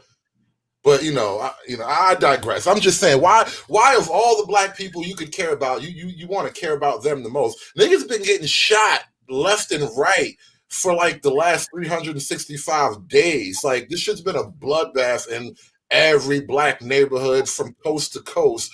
But we got to protect those black people right there. The black people with the skirts and the dresses and are unsure about their place in the world. Those are the lives we need to save first. Like, there's another irony of Hood. A lot of people say, people are going too far with all this, conspiracy theories and the CCP and all that type of stuff. It's like, okay, but yet you can go to several articles right now, and there was a recent article where, I don't know if you read it, Bernard, where the Chinese have started a program within their schools where they're trying to up masculinity of their boys because they stated that men coming from the West are effeminate. Yes. And it kind of makes you wonder, well, maybe China is behind all this feminization. And not like they started it or anything, but if you're China, it would totally benefit you to spend dark money influencing toxic masculinity and efforts to curtail toxic masculinity. Anything that makes your enemy's men softer, it benefits you as the CCP. So it's like, why wouldn't they do both things? We're going to weaken your men, and we're going to turn our men into Chinese Chad. Yeah, based off what I gathered from the article, that's more or less what they're doing. While we're over here trying to make the way that we teach and boys and girls ultimately the same, they're understanding the reasons and the needs for a separation in how they teach their boys. And honestly, they need to do that. I mean, this isn't me just taking jabs at them. Everything that I'm saying is scientifically confirmed. They are of all the races of men, they are the shortest, the least amount of testosterone, the lowest amount of muscle mass. They're statistically, this isn't a stereotype, but in another area that you're familiar with the stereotype, they are the shortest in another way. They're not going to be able to culture their way out of that one, but they are trying to change the culture where they are trying to make the men more they're trying to get the boys rough and toughed up, and they're gonna have them I don't, at a glance it looked like they probably gonna have them doing what basically amount to damn near some military training at a very young age, like the boys gonna be through boot camp. They gotta so yeah. And check this out, Bernard. And I had this because I have my connections, but people don't realize that right now in San Fran and also in NYC, that there are groups within the Asian community. I know you're going to take this down, but that they have already put in various reports to show that in a lot of those neighborhoods or whatnot, by the police reports, that their main group of individuals that have been attacking them violently, robbing from them, and so forth, are who? Who do you guess it is? I covered this before, The people that are robbing them, and attacking them violently by a margin of 85%. Who do you think that they have already set up legal stuff to combat it? I'm assuming that it's some variation of, just because it's coming from you. So I'm assuming it's some variation of Muslim or African immigrants. No, sir. I thought that's where you were going, because I know that's a problem they're having in some European countries. So Nah. Who is it? Who is it? Hood? Pookie. Yes, Oh sir. yeah. All the little hood niggas is beating the shit. It's not all. It's like oh yeah, 80. wait, hold on. I thought you were talking about over in China. No. No, right here in they have two small groups that are growing politically, that are putting things on the books. Already got lawyers and everything's all set up, where they have already shown statistically that the people that have been attacking and robbing them the most for decades has been Black who men. do you think? Black men. Oh yeah, Most- okay. Now that I know what where we talking about, yeah, okay, the Pookies, yeah, okay. Uh-huh. Niggas. Yeah. So to flip the switch with all of this, with all of this this atmosphere of how things are right now would be very, very easy. Yep. Especially if you get a group of dudes jumping up talking about, oh yeah, we go, this and that and so forth. Well, I'm just predicting that that's going to be the next thing that unfolds. So I think there's going to be a whole bunch of Negroes going back to jail over this stuff. Watch. Oh, well, hold on, real quick. Prestige. Snuggles, hold on, real quick. Snuggles, so it makes sense to protect the ones who cannot create more of themselves. That's what I would do. Protect the ones who cannot create more of themselves. What the hell, Snuggles? Damn, I know your name's Snuggles, but what you talking about? Like, it makes sense to protect the ones who can. I think you're talking about the trans or gays. Why they need to be specially protected because they can't make more of them. Okay, I'm lost. But shout out to Black Wolf. He's your small package has brought great shame to our family.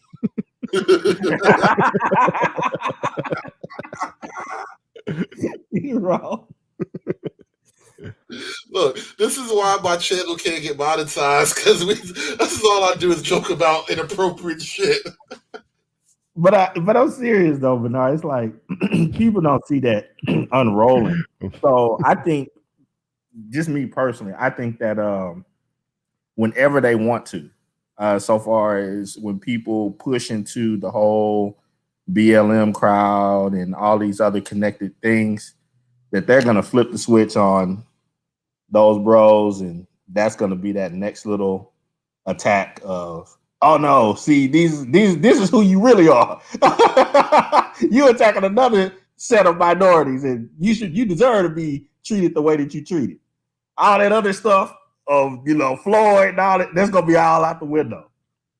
Oh yeah, this is gonna in another year or so, because I didn't know until it started making the news cycles, but like this has been happening since before the COVID lockdown. Like they want to make it seem like this is related to the Kung flu and people trying to blame Asians for the spread of disease or whatever. But apparently these tensions between the blacks and the Koreans. Well, Koreans is just one set. It's really black and Asians of various varieties.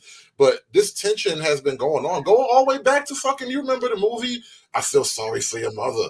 Like, this shit's real, bro. I didn't even think it was that bad, because I guess I'm not in that circle or whatever, and I'm definitely not on the West Coast where it's like a ton of Asian communities or shit like that. So I didn't know it was that crazy. But yeah, there's a lot of tension bubble up to the surface right now. Yeah, I'm mad that y'all are on to me now, that after a certain time period in the stream, I start zoning the hell out and daydreaming when I So yeah, I'm low key mad that y'all figuring me out now. I'm gonna be listening half the time. All right, Shake 3 in the building says Pookie has officially hired the Wu-Tang Clan as their official race relations ambassador. But SKC, you talked about some laws that they like what exactly are they doing? I understand that they identifying that it's a problem and we need to do something about these niggas. I understand that.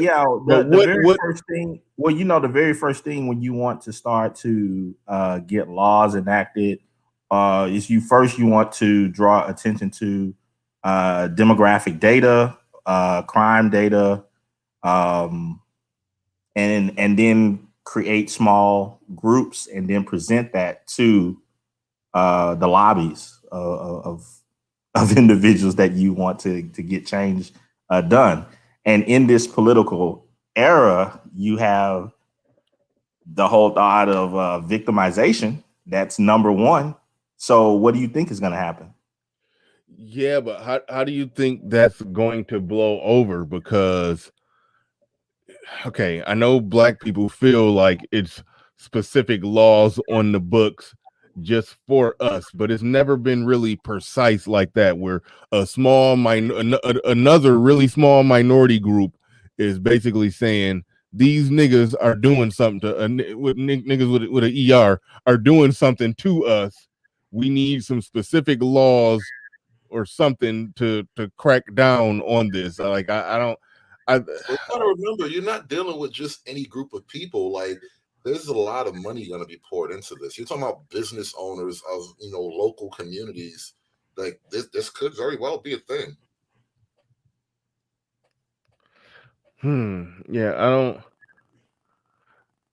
I don't know what could be. To me, I think it's pretty obvious. You have a group that really doesn't understand how to politically organize to get anything accomplished for themselves, versus other communities that do. In addition to a more open border policy that's happening right now, yeah, it's like, and then you just sprinkle in a little bit of All-Star Weekend and see what you get. What's funny about this? Look, Omega Dreads in chat. He says, it's going to start a war, and then the next comment, and black women will side with Asians. When I first covered this shit, there's a gang. I forget what city it was. It's probably San Francisco. There's a gang of young, like, I want to call them Asians because I don't know what, like, individual ethnicity. Maybe they all came together as just the yellow clique or whatever, but they're calling themselves Asians with attitudes, like NWA, AWA, right? And guess what? One of them had a black girlfriend. It's like, oh shit, god damn it, there's a black woman involved in everything crazy right now. I think I personally, hold on, SKC. I personally think I don't know what Tony Bates was getting at when he said good job liberals, but if he's thinking the same thing I'm thinking that good old liberalism won't allow it. I think that they're just going to say, oh no, it's just so like, hey, what Jerome D is talking about, I don't know if he's joking or serious, but I do think they will say something along the lines of, no, it's just a class issue. It's just people who happen to be poor who are committing crimes, because poor people commit crimes at a higher rate. It's not a race thing. It's just they're gonna put some liberal. They're going to sprinkle some liberal fairy dust over it and try to say it's not really a thing. It's not really happening. That's just what I think is going to happen there. Because as much as the media get charged up as depicting black people in a certain way, a lot of times I think they shy away from it the way that you're talking about it, SKC, where a small minority group has specifically said we're having these particular crimes and they're happening from these particular people. Sort of like how the outrage with Trump saying the legal immigrants, they're bringing over their murderers, their drug dealers, their rapists, their this or that. Okay, yeah, I actually agree with partially what Jerome D and what you are saying. I'm not saying that it's going to be directed towards the community as a whole. It's like, no, that's the way that you combat black men. They're going to be the forefront of that group. You may have some, knucklehead women or whatever that are like super ultra violent. That, went and, they get caught up with this and that. But, they're not going to be highlighted. The individuals that are going to be highlighted are those who are caught on camera showing this ultra aggressiveness, and then they're going to link that to toxic masculinity and all sorts of stuff that's linked to that, and say these are the individuals that you need to get out. What you mean by get out? These are the dudes that you need to get rid of. What do you mean by get rid of? then you're gonna have those groups and like the people that go against BLM and all the type of people. They're gonna be like, say, yeah, see, these are the dudes that be attacking us. This is why they need to get out of here. You can't see it turning around that way though. Like real easily, right on a dime. Look, for example, when Joe Biden says we need to protect the trans community, like it's all starting to shape up into this dumb hetero aggressive niggas need to go. There you go. And they're gonna say they're aggressive type of dudes. These are the type of individuals that have that type of mindset who will go out and attack somebody, even online. In a Black manosphere, they say horrible things about attacking people, catching plane tickets and stuff. Yeah, okay. I'm hearing you. I'm hearing you. Xanatos Clutch in the building says, let's cut this to the chase. This is to cut BM, black men, from competing with Asian women. AW, I think competing for. Yeah, I think you mean competing for Asian women. The Asian women in America is white man's cheat code because he is losing control over white women. Hey, it could get to that point, Xanatos. You know, it might be a good cheat code too. And dudes are gonna file for it because they already have the data of all these dudes being super aggressive and attacking in these neighborhoods and going nuts. No longer, it would be the cheat code for getting rid of the hood warrior, the warrior class, whatever you want. Yeah. Look, this can go right back to be like, but they locking all of our best men up, and we can start this whole cycle. They're super predators. We'll be right back here in another 20 years doing this all over again. Yeah, your boy Joe here. I didn't want to have to do this, but they just out of control. We have to stop this. Yo, did you listen to Joe Biden's original speech about the crime bill? Well, yeah, he was some guy could just clock your mother over the head. Some guy wants to square off with your son. It's like, no, we can't have that shit. I was like, yo, Joe Biden had balls back then. He was a different man back then. Come on, man. Yeah, he's totally not the same guy, bro. He didn't give a fuck about you niggas back then. He was like, look, throw them niggas all in the hole. I don't know, man. It's just weird, bro. It's just weird. But Xanatos says the point is black men, and we already hear we don't got to use abbreviations. Black men and Asian women is becoming Americans' #1 nightmare. Only on TikTok. Calm down, ain't that big of a deal. Black men and white women isn't seen as much of a threat these days. LOL. I'm just I don't know. I don't know, Xanatos, and I'm in the club, so I don't know about that. I know that I'm a minority, so. Yeah, I don't see as many of those like black man Asian woman relationships. But then again, that could be regionally where I live, but I don't know. I don't know, but man, this is crazy. Shout out to Nuruddin. Thanks for the super chat. He says, remember SKC passports for life. Yeah, I'll put it this way, Nuruddin. And I've never said this on any panel before, but you about to come out as super straight or something? What's No, like take for instance the whole passport thing. Okay. I'm all for people traveling, do whatever they want and all that other stuff. But for me, I'm just speaking for me. Traveling and all that has always been about cultural stuff. It's never been about women.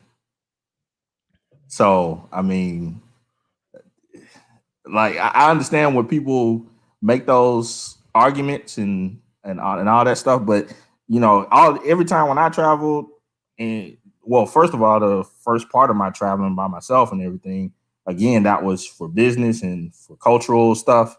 But then even after I got married, again, I'm traveling for cultural ties and for family reasons. So like that all, get a passport and, go over here and and then these women and all that are like, that's cool, yeah, do your thing, but that's just never been. I don't know. I don't have any experience on it. Yeah, and I mean, me either. Me either. And when people seemingly build a speak as if they've built a religion around it, yeah, okay, some aspects of it can make I understand. Make some people make it sound weird, but at the end of the day, going overseas, traveling, messing with the local ladies, it sounds like fun. So that's why I just don't understand why brothers are criticizing it. I will never understand that if somebody is traveling, seeing the world, and dipping into the local women and having a good time with it, paying or not paying, I really struggle to find the problem. I do. I cannot find the problem at all with that. But for the most part, from the travel that I have been involved in, I really don't think that the places that I've been to and that other brothers that are in my mindset have been to, the individuals that are talking about, oh, I'm going over here, I'm about to get this passport, I'm about to blow some backs out. Like, I don't think that they will be going to the same places that I would go to, because I don't really like touristy types of spots anyway. If traveling overseas to, escape whatever problems are here in America, that just means you'll never get about the business of dealing with the problems here in America. And that's kind of like my whole, like, I'm really neutral on the whole, go, smash who you want to go pay foreign hookers, whatever, all of that shit, don't care. But you do have to come back home. I mean, unless you're moving to another country, you will soon be right back in the problems you're trying to escape. And so the more time and effort you spend on escapism, which what I think that's what the whole passport thing is kind of like, it's, brief moments of escapism. And it's like, all right, enjoy yourself, but now you're back in the real world, and how do we solve these problems over here? This shit's supposed to just go on forever. Are you gonna travel for women forever? Like, I don't know how that works. I don't know. Yeah, I mean, well, put it like this: if somebody, let's just say hypothetically, if somebody is going to be traveling to the point to where they get to the point where they can live over there, I think if you get to the point where you can live, let's just say you own 5 rental properties, and the money you make from your rental properties is enough to where you can practically live overseas for a time. I think you have conquered. You've set yourself up here to where you've conquered whatever potential problem you could have here to where you can afford to live somewhere else. So I don't look at it as that person needs to be landlocked or stuck here. He's free to go travel over there. Or if you're here and you work in a job here and you're not in a position where you have reoccurring income like that, to reoccurring income that you're not physically working for like that, and you got to physically work for your money, save it up, and then just go take a nice vacation 2-3 times a year. I look at that as, I mean, that sounds like good, clean fun. I mean, I worked with a chick, put it like this, when I was working at a plant. It was a union plant, so there was a lot of women working there. Now, a lot of the men that were working overtime, 60-65 hours a week, we were doing that because we had families. One guy was doing that because he had to pay a lot of child support, and that was the only way he was able to make a normal living, by just working 65-70 hours a week, because he had paid child support on 4 kids after his divorce. So so all the men were working mad crazy hours for their own reasons, to take care of their responsibilities. It was only one chick who signed up for as much overtime as us, and she would get in there and grind out that overtime like crazy. And we finally asked, like, damn, what's your motivation? You don't got no kids, you 25, you single. She said her reason is because she liked to travel. She liked to take a few vacations per year.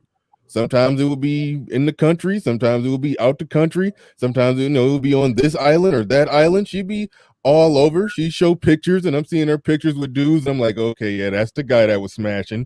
Yeah, both of them smashed. I could tell. And I'm just messing with her. But yeah, so she was just a hard working chick who, had her little apartment, made enough to pay her bills, but she worked her overtime so she can, save up, $3,000 to $4,000 or $5,000 at 3 to 4, about 3 separate times per year.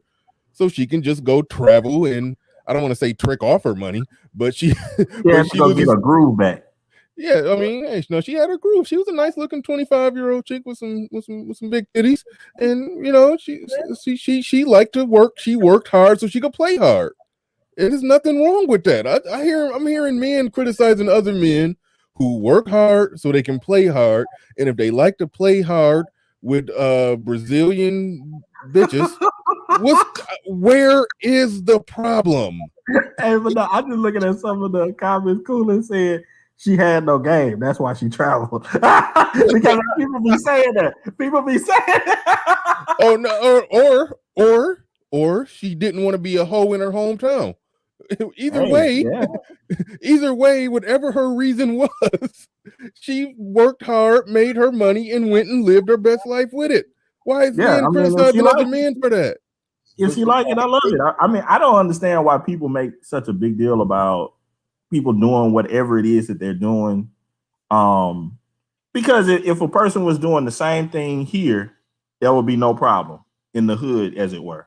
But then, a person goes and do that, elsewhere, then it's there's all these issues, and you got to be all these names and all this other stuff.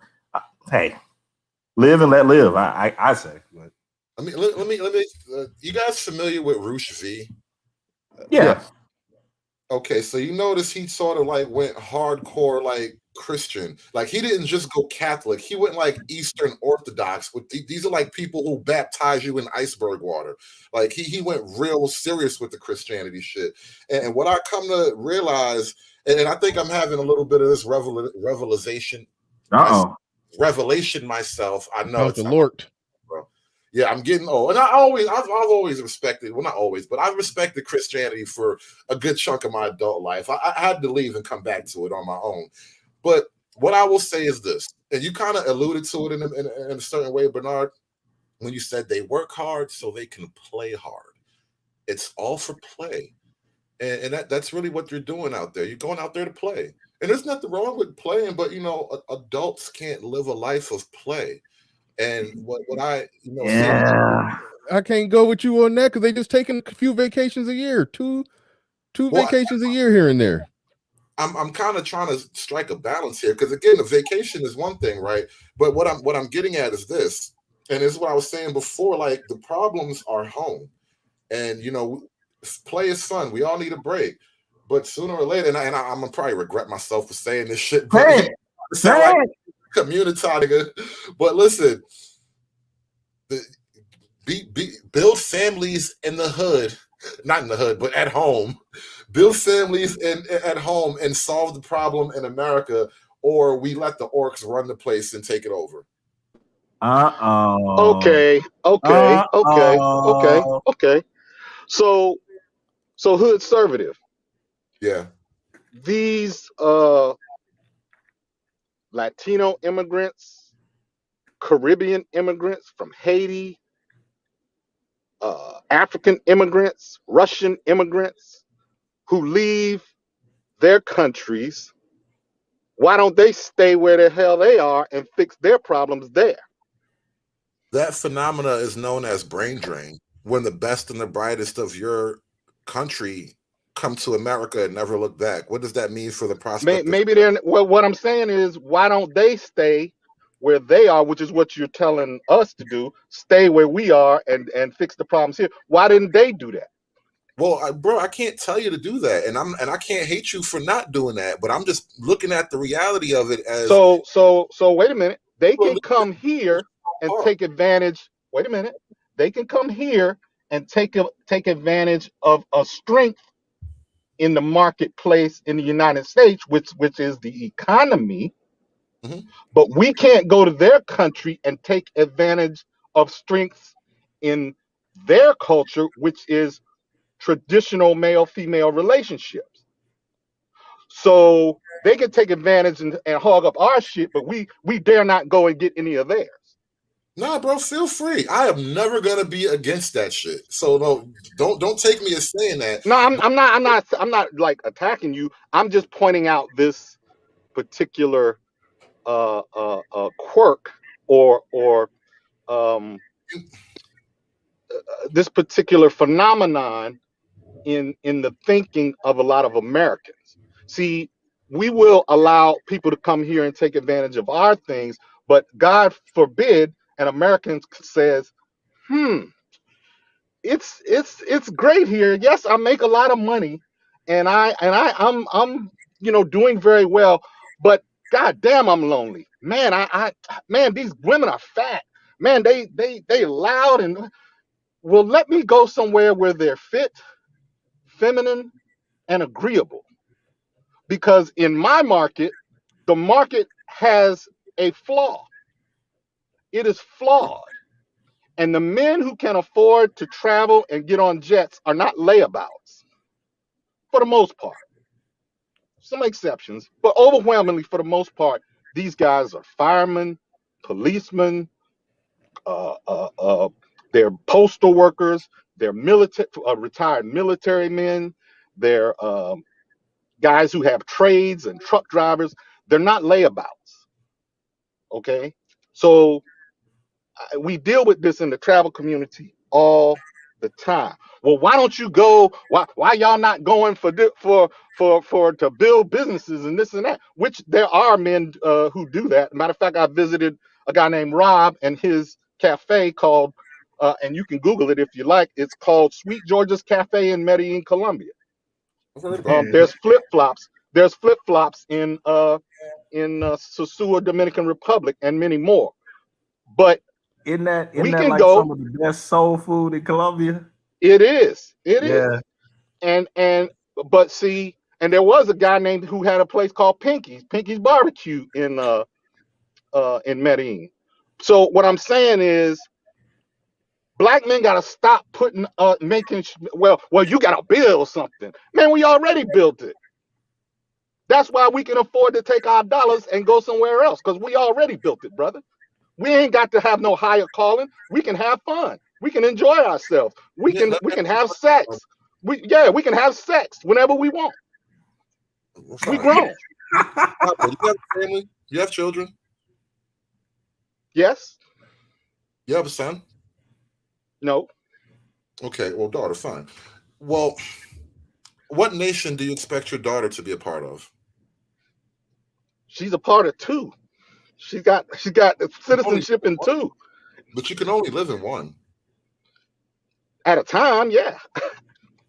All right. The reasoning I'm pushing out is this, right? I may be able to travel, and maybe I can travel. Maybe I can enjoy myself. Maybe I can even rise to the level of a lot of these other guys and set up, a whole establishment there. But on the whole, most guys won't. It's just a fact. And they don't have to. There's no they don't have to. Hear me out, Pablo. What I resolved, I'm resolved to this position because I understand that, like it or not, my son will have to inhabit this place when I'm gone. And while I'm here, I would at least like to stand against the crazy shit that my son is going to have to deal with. And so this is why I say I don't choose to slander or down talk anybody who wants to go overseas and do whatever, because I don't care about it in that sense. I don't think it's a problem in any sense. However, there are no solutions. There are only trade-offs. And you will never get to the problem of what do we leave behind for our children. And I'm talking about because I'm in America. The best thing you can do for your son, the best thing you can do for your son is to make sure he has options. Well, this is my question. How are they not standing against the nonsense, and how are they not leaving something for their children because the woman that they deal with is of a different hue from a different country? Well, if you're in a different country, it's one thing if you're coming back to America and then it's like we're here and we're setting up shop. Now you're taking your thing and it's in America now. It's a whole. This is why I'm asking, like, well, are you leaving there? Are your children going to go there? Because where do you see your legacy? Well, no. Maybe I want to make my money here and have my fun over there. That's it. There ain't no other reason. Legacy. Where do you see your legacy? No, I don't know. No, everybody don't want a legacy. Some guys just want to fuck, man. They want to fuck. Do you, bro? and this is where I stand like in between. It's weird. Hold on, wait, real quick. It's weird because when I look at Pablo and why do I have we looking at two family men. These are family men. So I don't get the conversation. These are two family men who live in America who are living the American dream. I don't understand the questioning. But my point is everybody don't have to live it like I live it. Why are black men burdened with the idea that you can't do that? You got to be building something. You gotta refix the widget, because if you don't, then you ain't really productive.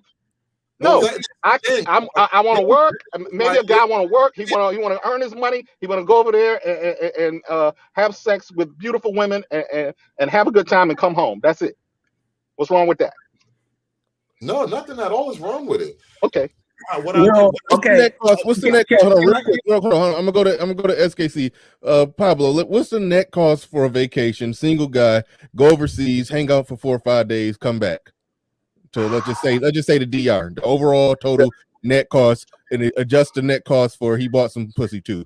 All right, go ahead. I just bought a flight on American Airlines from Atlanta for $277. I'll be there for 4 days, so to speak. I'll probably spend $500. Okay, I spent almost $800 for a 4-day weekend. So the whole trip, flight, hotel, everything was $500. Well, and you let me see. You got to tack another I got a $300 on. I got a $200 Airbnb. All right, so the other $300 you got to tack that on for food and pussy. Yeah, you're looking at between $800 and $1,000. Yeah, I would say I would even go on and say $1,250 if you've seen something extra. But right, you saw some real. If you saw some real nice pussy. Well, I wasn't even saying that. I was just saying if you wanted to go do something different. But it's like even in that, you got dudes bragging about throwing that away at a strip club. So. Right. I've seen men. I've or seen shout men out to in Zero. Atlanta. Shout out to Zero. They throwing it away on a $10,000 outfit, but they don't trick. But anyway, all right. Go ahead. I've seen men in Atlanta buy a $500 bottle in a nightclub on a Thursday night. One guy. Come on, man. Let me come at it from this angle. If you remove, and this sounds weird to even say it, but like, what would that energy be put towards if you remove the hunt for random pussy? Okay, now this is the argument that I want to come at you with on that one, Pablo, because I hear this a lot in the space, and it's one of my silent criticisms when people say, hey man, I'm consistent. I'm the same person I've always been. I'm this, that, I stay on this thing. This is who I am or whatnot. Okay, well, I'm just asking, just a question. Should a guy that is, let's say, post 30 on up into whatever age you want to put it, should he have the same desires as a 17 to 25-year-old man? Well, let me ask you this. Well, should he grow in his mentality? Did Hugh Hefner have the same desires at 60 and 70 that he had at 25 and 30? Say your question again. Did Hugh Hefner have the same desires, appetites, habits I don't know. Had? Well, from all appearances, it appears that he did. Okay, so have the same appetites, desires, lifestyle. Should Hugh Hefner be the standard? No, but what I'm saying, he's not the standard. But there are other men who live similar lifestyles, albeit they didn't, have a harem of women. Very own Donald Trump. It was pretty much the same lifestyle he did at 30 that he does at 60, whatever. Well, almost 70 that he is now. So what I'm saying is, which is fine, Pablo. But it kind of goes to the question the thought that Hood brought up. is overall, let's say if all of the Manosphere's sons was coming here, would that be a viable model for all of them to follow? If all of the Manosphere's sons were coming where?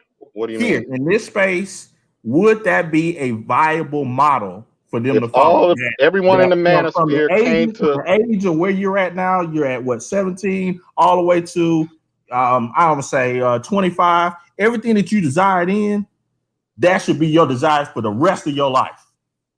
No, but that's not Blow they realistic backs because out till you get into the grave. no.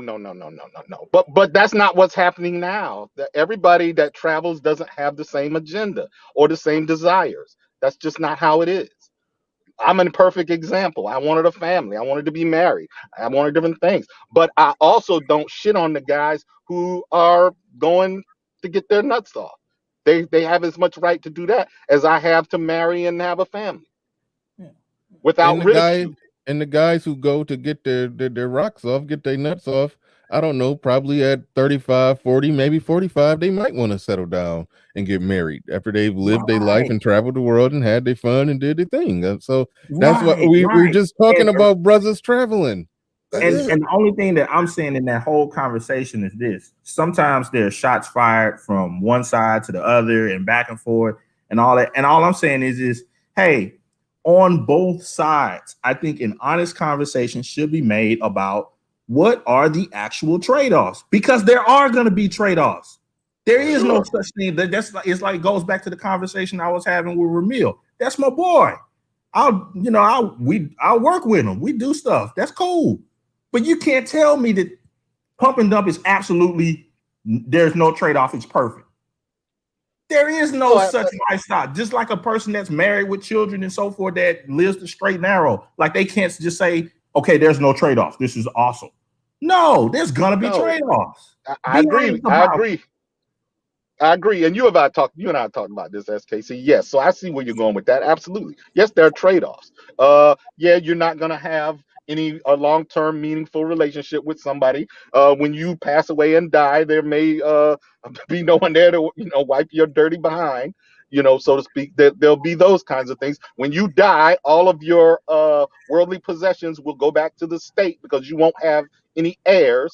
So you can give it back to Uncle Sam or the state of Georgia or whatever state that you live in. It'll be going back to them. Let me give you another example, Pablo. Let me give you another example.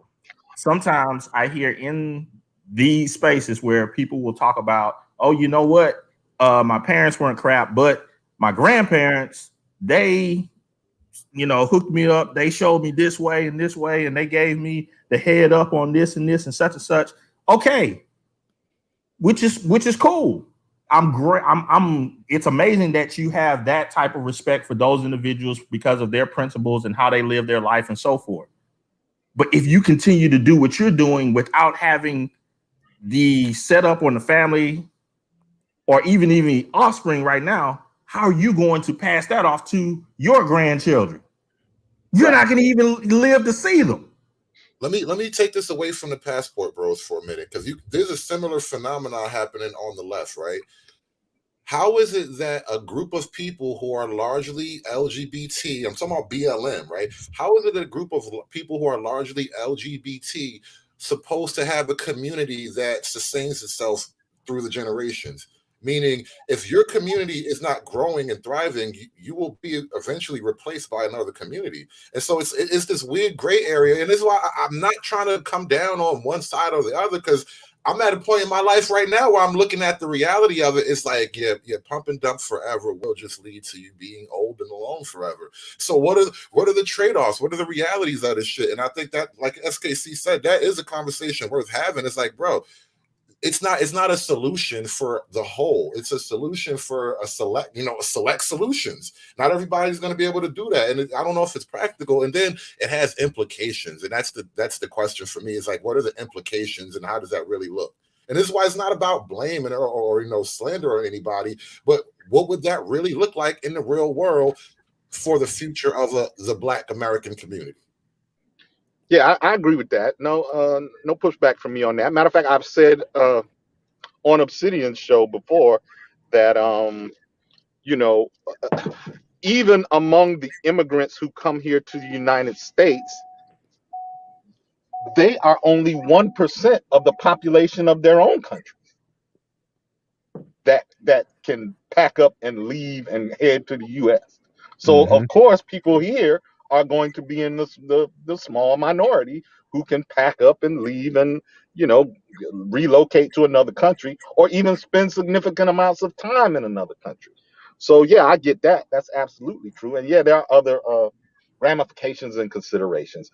I guess where I get my panties in a bunch and where I get a little bit triggered is because from some of the people in this space, some of their talking points are used to fearmonger, Yep. to shame, to manipulate black men into not being full men, into not having full agency of their sexuality, of their desires, of their freedoms.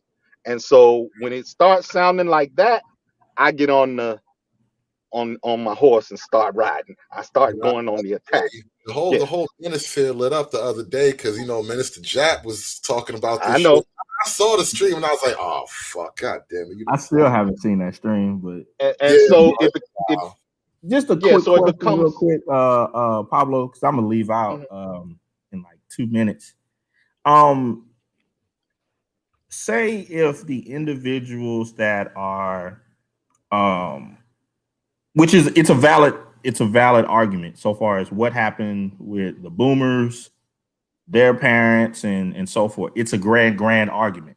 And a lot of times people will say, well, they didn't leave us nothing, no land, no setup, no real culture. They did, and they will say those dudes just wanted to smoke weed or do drugs and screw around and F their children, and their children had to just deal with it and get it however they got it. Okay, well, what's going on right now? If one is saying, and I'm just on from this one argument, if a person already has their children or whatever, their kids, and they're young or whatnot, and they're saying, "Oh man, F these hoes, I want to just bust it out." Okay, what are you leaving for them? Are you saying going to travel? Are you saying are you saying going to travel is preventing somebody from leaving something from their children? For their children? No. It's like this. And this, I would say, take the position of from a child's point of view. You can't do two things at once. You can't bust all the holes around the world and be there for your kids at the same time. No. It's kind of like being Future and having, 8 baby mamas and saying, I spend time with my kids. They got everything that they want. That's not accurate so far as being a parent. I understand where you're going with it, and it is a fair parallel to take the guy if his whole life revolves around traveling and getting some ass from overseas. In many ways, he's other than he's not committing any crimes, he's living you could say he to some degree is living a Pookie lifestyle, but he's just doing it abroad. He's just all about just living his personal pleasure, traveling, getting some ass, and the Pookie doing the same thing. Just all about personal pleasure, just traveling down the street and getting some ass. It's the same thing. Understand. Say something simple, Bernard, like the conversation that you had with your son about the whole thing with the title of this show, Super Straight. He had that conversation with you or whatnot. Yeah. But what happened if, although you were providing him with everything that he needs as a young man growing up in high school and so forth, but you were never there for those conversations? Are you a good parent? No, but see, here's the thing. Why are you leaping all the way to the conclusion that if somebody takes 2 to 3 vacations per year, that they're I'm not. not saying 2 to 3. I'm not saying 2. I'm Okay, not even talking so about the vacations. I'm talking about the people that's talking about, oh man, I gotta smash all day, every day. and they got to do it overseas all day, every day. Well, listen, this is why I Hold started on. this. Let me make sure I understand what SKC is saying. You're saying the person who's saying they got to smash all day, every day, and they basically damn near living abroad to do it. No, I'm just saying you can't. It's at points. You can't be in 2 places at one time. Yeah, it sounds like There's gonna be trade-off. it It still doesn't matter if sounds it's a thing of, oh, I took care of this at Yeah. home, whatnot, and such and such. Sometimes just you being there matters. I And agree. I understand what SKC is saying. He's saying he's not discouraging anybody from doing what they want to do. He's just letting them know, okay, yeah, you can do that, but here's what you need to know: that if you do that, then there's this. I get it. Yeah, absolutely, But absolutely. it still seems like he's overselling the notion that, okay, let's just say a single man, he's not even traveling, he's living in the States, he's a single father who's getting some pussy from time to time. It's like you're saying, oh, you're not there for your kids. Okay, my kids are normally sleep at night when I'm getting some ass. So it's like, come on, it's like you can't say that he's not being a father because he's getting some ass. No, It's I'm like, not saying that at all, Bernard. What I'm saying is this. You take, for instance, the argument that's placed against the boomers. A lot of them, there's some arguments when people will say, oh man, the boomers didn't leave me nothing. Okay, well, to a certain degree, you had a house, you had some type of living facility and so forth, you had food, you grew up or whatever. It may not have been great, but a lot of the arguments that they'll say is yeah, all they were doing was spending their time doing this with these hoes or with these dudes or whatever. They weren't really teaching me manhood, or they wasn't teaching me how to be a woman or whatever. Okay, well, that was a trade-off, right? Do you actually believe that can't happen again? oh no, it certainly can happen if somebody is not So putting in the time. I do want to go to Hoodservative because I cut him off a few times. I was trying to really understand SKC's position. And looking at the state of the 0.3 grade point average that's at the top half of the class, you cannot convince me that that's not happening all over again. Okay, all right. Now I follow you. Now I follow you. But there's okay. I follow you. I follow where you're going. You're looking at the failure in the community, and you're saying that the mentality failure rate of the modern day results is that is all of the, I would say, information or that I need to lay out to say that I think that what I'm saying has some validity.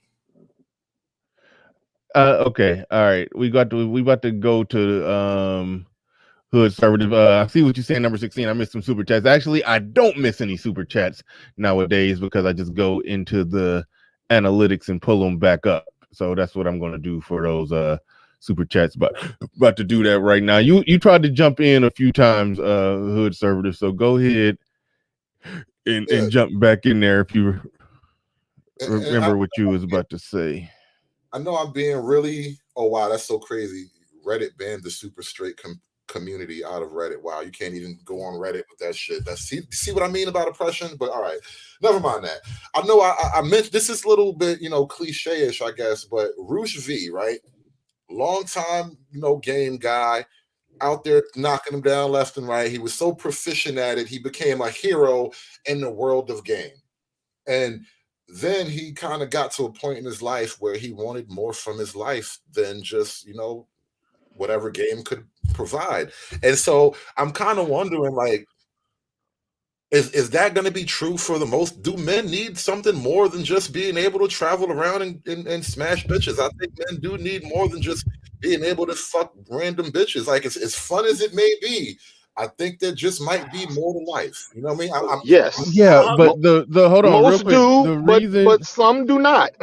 but hold on, but see, here's the thing. Here's the thing. The reason why I don't think that's even necessary to say, because, for example, I'll look at it like this: after my marriage, When I tell you the only thing I was focused on was getting some new pussy after going 12, 13, however many years of just having sex with the same woman, I wanted new pussy so bad that my life revolved around it for at least 2-3 years. My life revolved around it. By the fourth year, I started to slow down a little bit. I mean, my life didn't revolve around it, but it was still important. At about the 4-year mark, I was like, all right, I'm cool. I got it. I got it all out my system. And then I ended up, back with one woman. And we don't live together, but in many ways, I mean, I've talked about how we, making plans for our future and all of that. So I'm almost de facto, and plus that coupled with getting custody of my kids, I'm almost de facto back into family life. So I mean, I am back into a family life in terms of just a man and children. So, but only dealing with one woman. So I don't think men need to be told, well, you can't live like that your whole life. I think every man has a different mark or a different cap where they get tired of it, and then you meet somebody who actually, got some sense and worth a damn, and you feel like you can actually be with them, and then that's that. But that's going to organically happen at a different time for each man. But there are a few who going to go all the way into it and ride it till the wheels fall off, and hey, let those few do it. But most men are going to want to sit down somewhere eventually and have a normal looking family eventually. So I don't think we need to say, oh, you can't do that forever. I mean, no, it's gonna naturally happen for most men, where they just gonna naturally end up, sitting down somewhere after they've had their little fun and lived their life and did what they wanted to do. So that's why I feel like that's not something that men need to be coached up on. I think they think. And see, Bernard, this is why I say I get a little bent out of shape when people don't allow black men to have their full manhood. No one has ever said to Donald Trump with his 3 Russian brides that he divorces every 10 years, and no one says to Hugh Hefner, you need to get it on the strength of your game. You tricking. Nobody ever calls them that, or any other white man who has some resources and uses it to obtain sexual favors or companionship, either one. So why do we do it to black men? That is why I'm in my feels. That's why. Don't do that to us when nobody does it to them. Other white men don't tell them they need to get it on their game. They don't tell them, oh, you need to bill before you go up here and get you one of them Russian brides. They don't say no stupid shit like that. And that motherfucker could be working at a damn car wash. Definitely not playing that game. Like, nah. And again, I kind of am. I'm neutral on the argument. Put it that way. I'm not going to criticize guys for going out the country for whatever reason, because I understand it's almost like there are no good options here. This is where I'm sort of just trying to figure out, like, what are the good options for men who want to be like patriarchal family men in America? Like, how do you crack that nut? Like, this is what I'm trying to figure out here.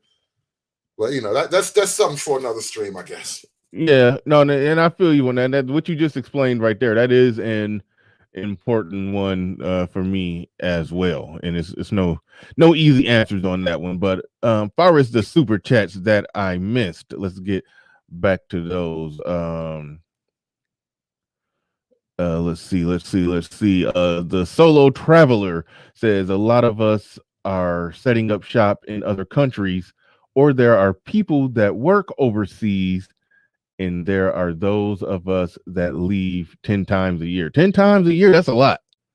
That's an awful damn lot. But hey, I mean, well, what Pablo laid out, it's kind of possible if you can keep it. No, even if you keep it under 1,000, 10 times a year, that's 10,000 a year. Just, well, like I said, I mentioned the one girl who said she saved up. She worked a lot of overtime to save up like an extra 10 to 12,000, maybe 15,000 a year, so she could travel, at least 4 times a year. But yeah, Solo Traveler's one of the passport bros. He moves around a lot. It's particularly he's in Colombia a lot. At least I want to say 7, 8 to 10 times a year, no doubt. Yeah, Evie now, thank you for the super chat. She says, I've traveled twice out of the country by myself, so I can relax. There's nothing wrong with traveling to other countries. Torrell Boxley, thanks for the super chat. He says, I think Pinky, I don't know, you talking about Groudix World? I think Pinky is I think Pinky is what's this country? Guadape? What is that? You probably know, Pablo. I can't see the chat. Guatepe. You probably, I know you can't see. Guadape. That's Guadape. Okay, Guadape. I thought I said there. I never heard of that. Guadape. Yeah, Where's yeah, that? yeah. He moved his barbecue place from Medellin to Guadape, but I think it shut down. It just closed down now. But yeah, Okay. it was an American brother that had a barbecue spot. Okay. Shout out to Torrell Boxley. Thank you for the super chat. Number 16 says, this sounds like an argument a black woman would make. Uh-oh. He says, what is going on? Why are we trying to police or monitor what a law-abiding black man does? That's a fair point or question. I mean, that's fair. That's a fair point. Fair point. Indigenous TV says, super straight, infinity hetero. With a bunch of emojis and everything in there. Shout out to Indigenous TV. Yes, I hate the concept of even having to acknowledge that I am to even have to say I'm a cisgendered, super straight, heteronormative male presenting male. That's that's where we at though. That's where we at. SKC, you back in the building? Yeah, man, I had to come out real quick. I was trying to work on this thing, but I was seeing some craziness in the chat. People were talking about, I'm for the community. Oh, yeah. I'm just to burn the community down. Get the hell up out of here. You're like, come on now. Nah, your inner love for the community came out. It came out. I respect the Hoodservative got some love for the community too. I hear it and I respect it. I hear it and I respect it. I got some love for the community. There's called nuance. And no, I cannot go with you Negroes on this save the community. It has already been burned down. It is burning. It ain't nothing is gonna good is ever gonna come out of it. The only thing I was saying is for the dudes that are learning the information here and are wanting to do something different, don't take the same stuff that the community burned into your mentality and try to recreate it. That's not gonna do anything. Yeah, you're saying they need to leave the community and start a family with proper. They need to leave the community and its mindset alone. Oh, and remember, Bernard, I did tell you that that there are some brothers importing the fuckery abroad, and I discussed that. And there it is. That's a sad situation. They are. Mm-hmm. See, it has nothing to do with the whole thought of, you have to have a family. No, you have your decisions to make and so forth. But all of the crap that comes out of the community, I'm sorry, the rest of the world doesn't really need that. Mm-hmm. JR says it's all about the community and the children. I think you sent me an email, JR, and I think I responded. Well, I know I responded if that was you that sent me that email. So yeah, I need you to respond to the email that I responded back to if that was you. And it's like, I'm really confused. I'm like, have people not been to my channel? Are you insane? But no, there are realities to certain stuff though that people don't necessarily want to discuss. And it's like, all right, so if the community's burning, and I was saying this last night, like I do not have high hopes for the short-term prospects of Black America. But that being said, when the fire's out, what are you supposed to do then? The fire is never going to be out. Well, figuratively speaking, like, all right, so the community is not an issue for you no more, right? All right, now what are you supposed to do? Well, what I'm saying is this. There's a big difference between individuals like Pablo saying some dudes getting on a plane and they flying and they doing whatever they want or whatnot. Okay. There's a big difference between a guy who is functional, understands how to control his finances, his life to where he's not getting caught up in different situations or whatnot, versus an individual who's pretty much broke, but got a little money that he would normally go to a strip club and go across seas and do the same thing and then come home and still broke. You're not going anywhere in life. You're taking the same example that you saw in the community and just recycling it into something else that's still community thinking. Yeah, O'Shea has spoken on that.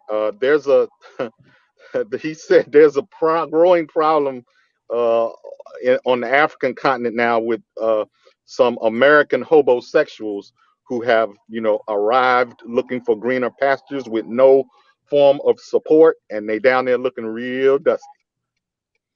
Wait, hold on. So they had the money to get on a plane and fly to Africa, and did they just they blew out? They bought a one-way ticket and blew all the possible return money.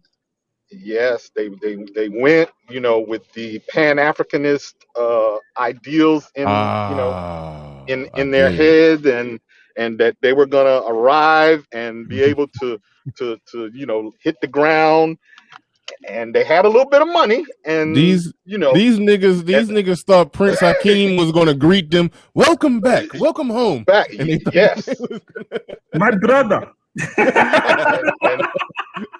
And they thought they would just set up shop, and the money and the shillings would just start flowing in, and it didn't happen. And so now they down there doing scams and doing all kinds of fuckery, and making Americans look bad. Yes, you in bad shape if you trying to outscam some down there, trying to outscam some Nigerians. If you said, oh no, O'Shea in Uganda or KB in Uganda or Kenya, but yeah, that's scam central down there as is. You in bad shape, you trying to outscam them. But I think there's a significant number of them in Ghana. Because Black Americans love to hit Ghana. I gotta get out of here, guys. I got an appointment coming up soon. But thanks for having me up, man. Thanks, man. Thanks for coming on doing this controversial topic. I'm going to unfortunately have to take this thing down, but man, I appreciate you always show up and answer the call. Moderators, drop the link to his channel in the chat. As he gets up out of here, and we about to get up out of here too. Sorry for the subject change, but it just organically happened. You know how that go. But yeah, no, we did like 2 hours on the main subject. But yeah, appreciate you coming on, man. You always bring the heat. Thank you, man. Appreciate it. There is a subject that I would like the manosphere to cover at some point. I just want to get their ideals. I don't even want to add anything. I just want to hear it. If the manosphere could, what do they believe that 2050 is going to look like for Black people?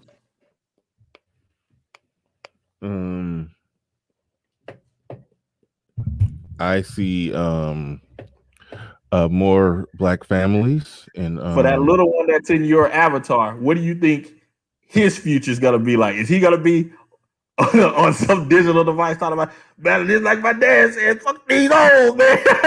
But hold on, is this dad ain't saying, man, fuck these old? I'm just saying, there's an aspect of the manosphere to where that what you're saying would apply, because some of them have fuck these bitches, we just trying to fuck these bitches, but fuck these bitches mentality. Like, yeah. So I don't, like, me and Lil Big Nate was having a talking the other day. Is ARC son gonna be on here? Yeah, I'm a legend in this motherfucker. Oh man, your ARC commercial, man. That was a classic, man. That was a classic. Oh, you talking about that? Oh yeah, that video that I did. Yeah, that was hilarious. That's hilarious. I need. I mean, it got like 1,400 views. That thing need more views. It was funny as hell. Put the cape on it, brother. that was funny as hell. Actually, I got to start dropping the link to that at the end of every show to make sure people can go and see that one if they ain't seen it, because that was some funny work that my editor put together. But yeah, is there gonna be a pump and dump 3.0? I don't know. But I do see where you're going, and like I was saying, me and little Big Nate, we had a discussion about this whole gender war, how it if women were to achieve victory in the gender war, what does victory look like for them? And we concluded that victory for them looks like nobody making any videos or basically nobody saying anything to counter anything that they say. They get full freedom of criticism, rather online, socially, publicly, politically, just across the board. They just get full freedom of criticism to do what they want when they want, and don't nobody say shit about it. And when we were talking about laying out what does victory look like in a gender war for black men, the victory would look like more functioning black families and better outcomes for basically if we win, it would black women and black children will win. Basically, that was the conclusion we came up. Hold on. That was the conclusion that we came up with when we were talking about how we would define a victory. But I see where you're going. You're looking at the segment that's just like I said, the man, fuck these bitches. We just trying to fuck these bitches. So fuck these bitches segment of the manosphere. That segment, victory for them. I think they already winning. So free pussy, free pump and dump for everybody. Yeah. I don't think that would side, be there. I think that side is already winning. It's mission accomplished. They live in the what I call the post-apocalyptic aftermath of the free love movement and the second wave of feminism, and our women are free, can do what they want and have sex with who they want when they want, and nobody say nothing. So it's basically like a pussy riot, and some guys are just celebrating being the looters in the pussy riot, and so they I have already no winning. argument with that. I have no argument, no problem with that. I'm just saying, what would the conversation be like if we extrapolate that out 20 years, 20, 30 years? What does it look like? Book of Eli. The Book of Eli. It could. There's gonna be a group of dudes getting on panels and stuff talking about, man, I don't know if I should take off the dress now, man. I feel comfortable in my dress. It gives me power, man. In this type of society. Okay, I wasn't gonna go that far, but I wasn't gonna go that far. Let's see.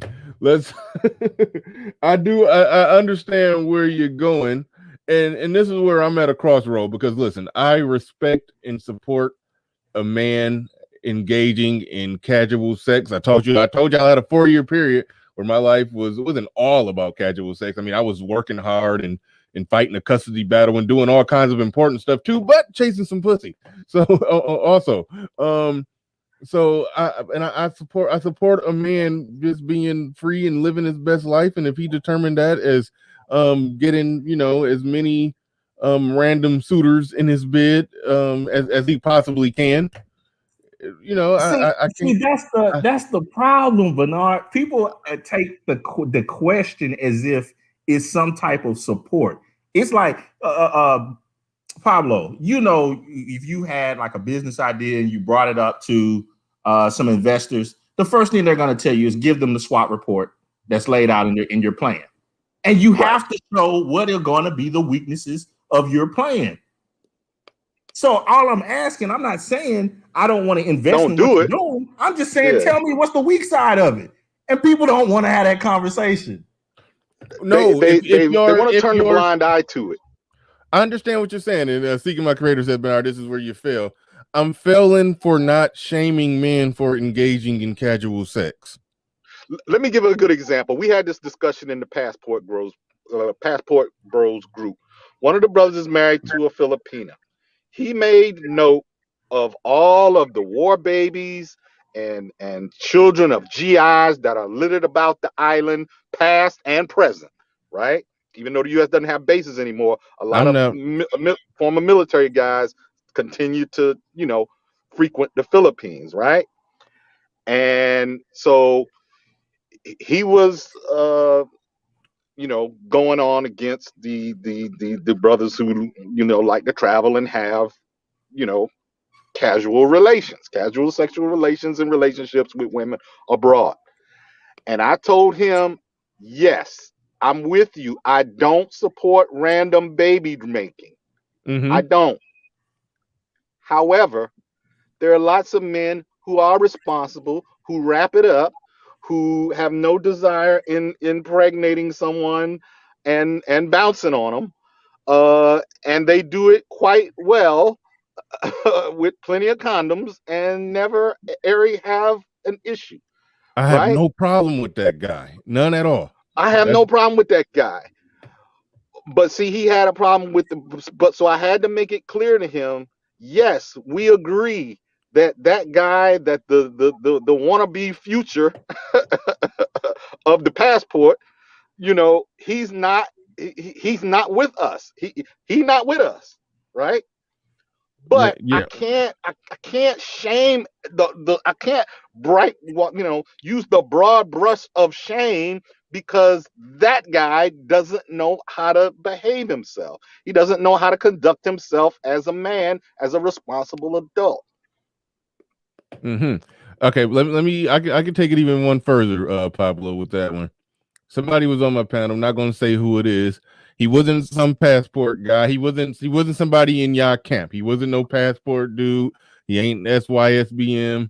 He actually more of a. I don't want to even get no details about who he is, but he wouldn't be considered one of y'all. But put it like this. No problem. He said no. He literally he probably more against y'all if anything. But when he was in the military, this individual. Well, I don't know if he was in the military. He I don't know. He was stationed somewhere. This was back in the day. He was stationed somewhere. He said he knew it was in somewhere in some Asian country. Sounds like platinum, but go ahead.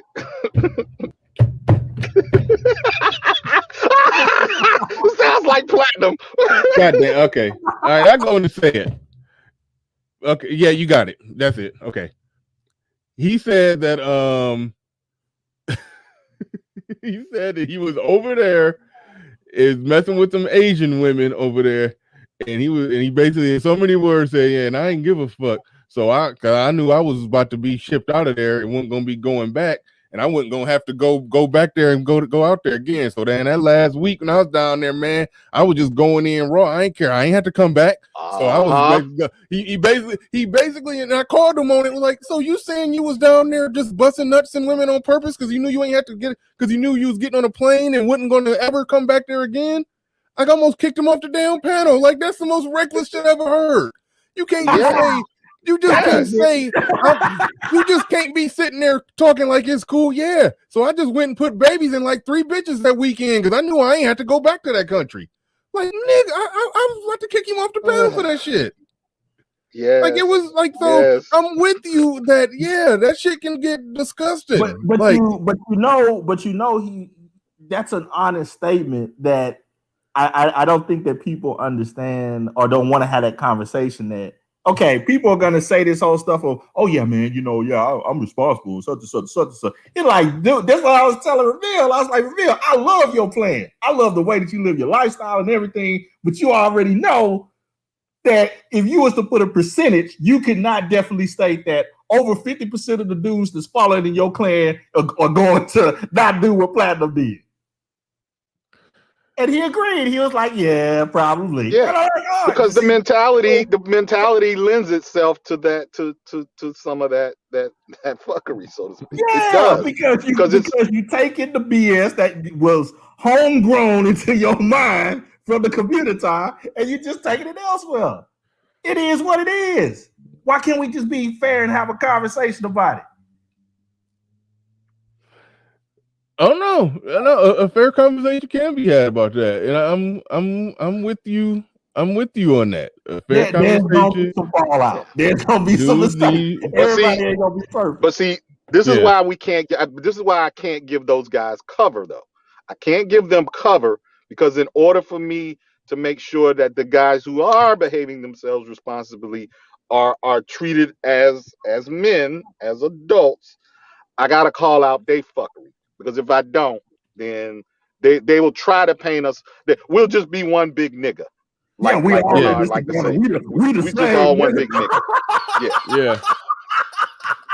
Well, there's a certain individual who, when he talks about the manosphere, it don't matter whether it's a prominent content creator or some random nameless, faceless person on a panel. This person says, "Well, the manosphere says, SYSBM says." So yeah, we are all one big nigga. Oh yeah, yeah, yeah. yeah. That's So yeah, you know who I'm talking about, SKC. But Oh yeah. Death Racer 25. Hey, I tiptoed into that on purpose because I wanted to make sure I wasn't pinning this dude on this. I mean, said his name already. I wanted to make sure I wasn't pinning what Platinum said on SYSBM. Because if somebody was going to take it before Pablo decoded that I was talking about Platinum, that yeah, somebody was going to take what I said and then look at it as somebody from SYSBM said that no, Platinum is SYSBM and damn. He's anti SYSBM and Passport Bros basically. So yeah, No, the grand irony of what you just said, and I'm not going to mention the name or whatever, but the dude that you said has this mentality of look at all those guys over there. They're all one super nigga. Mm-hmm. But I'm not that type of nigga.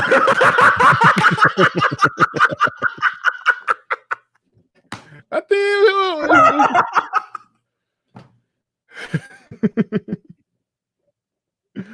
it sounds like we're talking about your dear friend Aaron. That's what we talking about. That's what I was talking about. That's what you thought I was talking about. Oh man. That guy. We're talking about y'all all the same, but I'm different, nigga. He is a different type of guy. He's a different type of guy. I give it to him. He's a different type of guy. No doubt about that. Oh man. Your boy, your homie A-Rock. Oh man. That's your boy. That's your boy. But goddamn. But no, it's good. See, you always raise some good points when it comes to talking about that. And yeah, everybody that consumes the message that Ramil is giving, where Ramil is basically saying,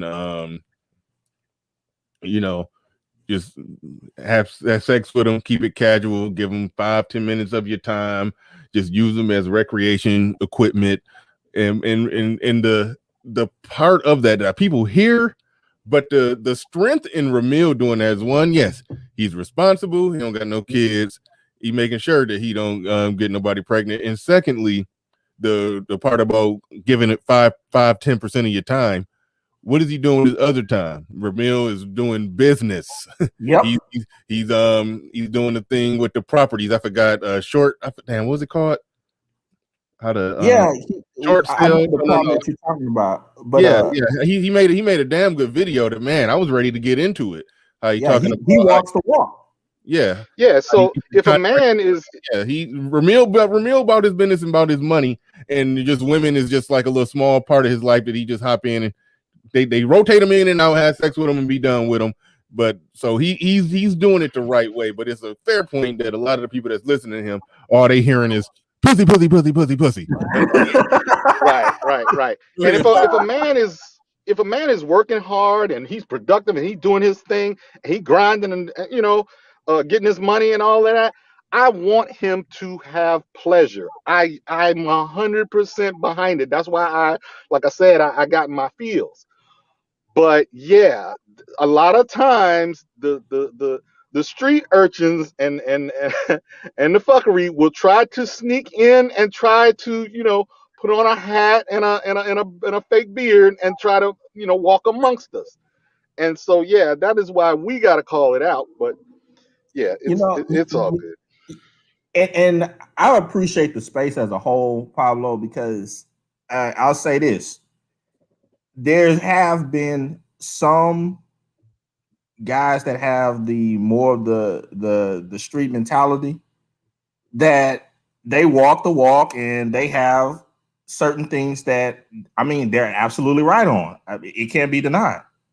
But I think that a lot of them have they've had some of those serious conversations as to this can't continue. This certain things about this has to change and whatnot, and you have to grow out of this, that, and the other. The issue that I've always had was thinking you had like one dude that used to be in the space some time ago. the animal dude. That's the type of street dude that I was like, oh hell no. Whoa, hold on, I missed it. I was I was daydreaming. Who you talking about? He said you used to be an animal, you know, and you know, be wild and untamed. I think in the okay. I come on your street. This will take over, Billy. Okay, all right, yeah. Oh man. You know, Bernard, I'm gonna break out. Y'all have a good one, man. Enjoyed it. Chat with y'all later. Bernard, all real right, quick, man. one thing, and then I'm gonna go and you can close the show. I gave a young lady your email. I don't know if I told you this. I gave a young lady your email. She was doing a book, writing a book on single parents who were entrepreneurs or business owners. And she wanted to speak to a man who was a single father and had a business. So I referred her to you. She's she's very feminist, so you know, do Okay. what you will with that. But I told her, hey, if you want to talk to a man who has custody of his children, and you know, because she's writing a book, so yeah, take Okay, be on the no, lookout. I'm in. Yeah. Yeah, I'll be looking out for it. That's all. It's all good. We shall see. We shall see. But thanks, man. And once again, Hoodservative, man. Thanks for if you're still listening. Thanks for coming up and killing it as usual, man. Greatly appreciate you. Whenever I call on him, he shows right up. He always answer the call. So shout out to him. If you have not seen this funny ass video that it was a conversation me and ARC had, but you got to watch it at least to the 35-40 second mark when my editor did some very, very funny, fantastical things with it. So make sure you check that out if you haven't checked that video out. It's funny as hell. I'm trying to drop some more pre-recorded stuff on y'all hopefully today.